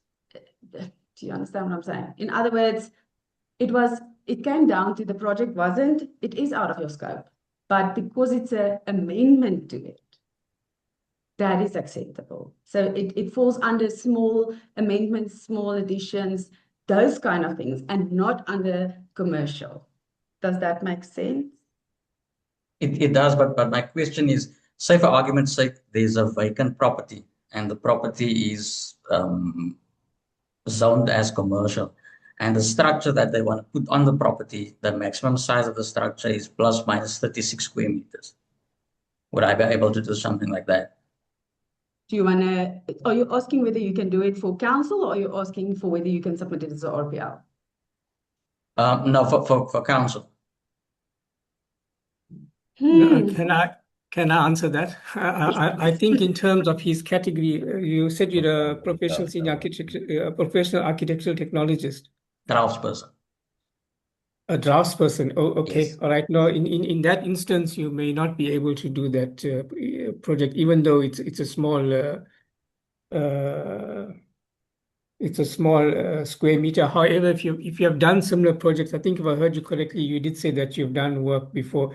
Most probably try the special consent route. You might be able to be granted permission to actually do that project under special consent, provided that you submit a portfolio of evidence that you've been doing similar types of work, and then use that mechanism to actually do that singular project. Okay, I understand. But does recognition of prior learning, does that have a limit on? If we talk general sense. So your recognition of prior learning needs to be assessed and evaluated. Therefore, you'll subject yourself to a panelist together with a portfolio of evidence. Now, in this instance, my understanding is that you don't want to go through an RPL process, or you don't want to apply for special consent. You want to submit No. Apologies for interrupting you. No, I mean, if I say prior, is prior only up until 5 years ago, or would you say prior is infinite from now in the past? No. So your recognition of prior learning is not limited, but in terms of your portfolio of evidence, now we when we're looking at our requirements, it says 5 years, the last 5 years. So your most recent projects up to 5 years will be considered. Okay, However, I understand.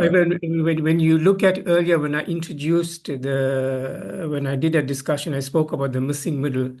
And back in the day, if you fell in that category and you took up that opportunity, you'd have automatically benefited from that process. But then we're finding now that there's a new generational gap. I'm not sure when you was, whether you from the child of the 70s or the 80s or the 2020s, or which timeline you fall in. But between 1970, I was born in the 70s. Oh, okay. It's a pity that you missed out on an opportunity. But in terms of LSD, okay, I applied for LSD. Right, and then what happened there? I applied for LSD. I submitted projects. I got approved for double stories. I applied for speculative shops, 250 square meters and the smaller one. But I couldn't obtain the approved plans from the client because the client got ill and I didn't hear from him back again. Then SACAP sent me 2 affidavits to complete, and I had it signed by the Commissioner of Oaths, resubmitted it, but then I still got turned down for the 2 projects that I applied for. So yeah, that's my situation. Okay, did you send an updated submission to SACAP or as a follow-up to your LSD application? But let's not discuss it because we're not discussing LSD today.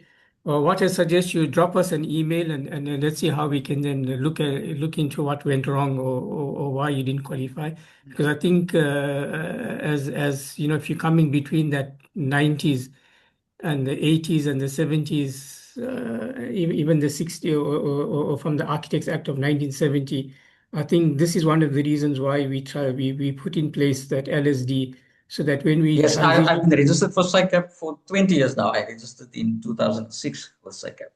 Oh, okay. No. So we're saying, I'm just saying that the reason of the LSD was to actually address the issue that you're raising now in terms Yes. of the implementation of our first IDOW, and then we found that you had been affected by that implementation in terms of your category of legislation. I think this is one of the reasons why we are having this workshop, is to appeal to the draftsmen to come forward. For some reason, the draftsman did not take up that LSD opportunity. So we are in the process of reopening it. However, I'm not the one to make that announcement because there's a lot of back work that needs to be done, and then we can see how those issues can be addressed again.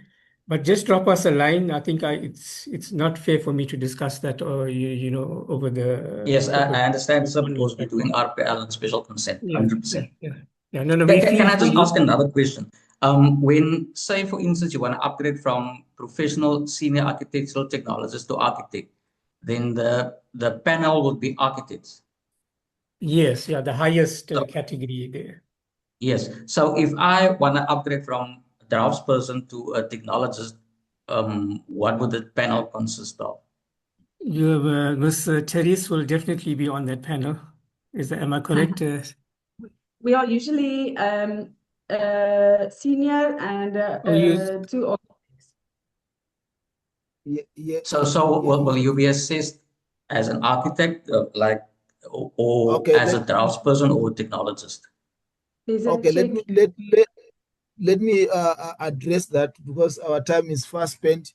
So different from moving from one stage to another stage, from draft person to technologist, you have got a different panel members there. And obviously, a draft person cannot be in that panel member. It will be the higher categories to assist. I mean, to do that assessment on that. But that's how it is composed there. So I think your question has been addressed, and I am now. We were supposed to finish at 1. And we have moved almost to 1:38. I would like then to hand over to Mr. Banashwa so that you can just do the vote of thanks, and then we conclude this webinar. Thank you. Okay. Thank you, Mr. Munetsi. I think we can all agree this was a very constructive engagement. Unfortunately, I can't unpack, all of the issues that were raised because of the time constraints. But however, we have heard you, we've understood your challenges, and we will discuss this at a later engagement and see how those issues can be addressed in terms of the FAQ, so that everyone who has the similar challenges can benefit from the valuable questions that were posed to us today. And then I think let me just close off by addressing the colleagues and delegates who are here present. I think as we bring this important session on recognition of prior learning and special consent to close, I want to extend our sincere appreciation to everyone who made today possible. To our delegates, thank you for showing up, for engaging, and for investing in your own professional journey. Whether you are exploring RPL, considering special consent, or advising others, your participation strengthens the architectural profession as a whole. To our presenters and subject matter leads, Teresa van der Venter and Munetsi Chwanda, thank you for your clarity, your depth of insight, and your commitment to demystify these pathways. Your guidance today has given many practitioners the confidence to take their next step towards lawful recognition, recognized professional practice. And then to the broader SACAP team, I think for the RPs that are not aware, there's a lot of work that happens in the background, and they are normally our unsung heroes. And we need to say thank you for the hard work behind the scenes, coordinating applications, refining policy, and ensuring that these mechanisms remain fair, accessible, and aligned with professional standards.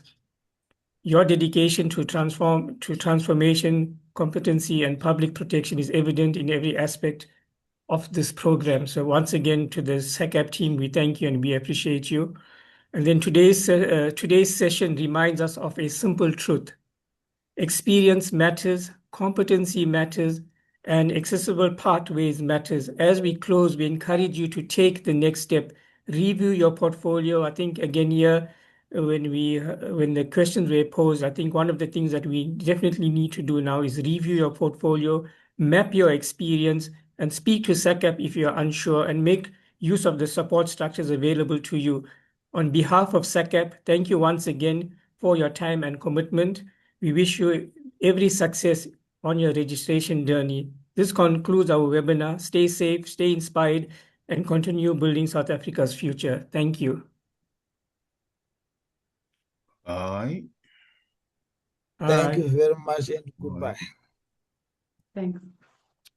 Thank you. Thank you all. Thanks, everyone.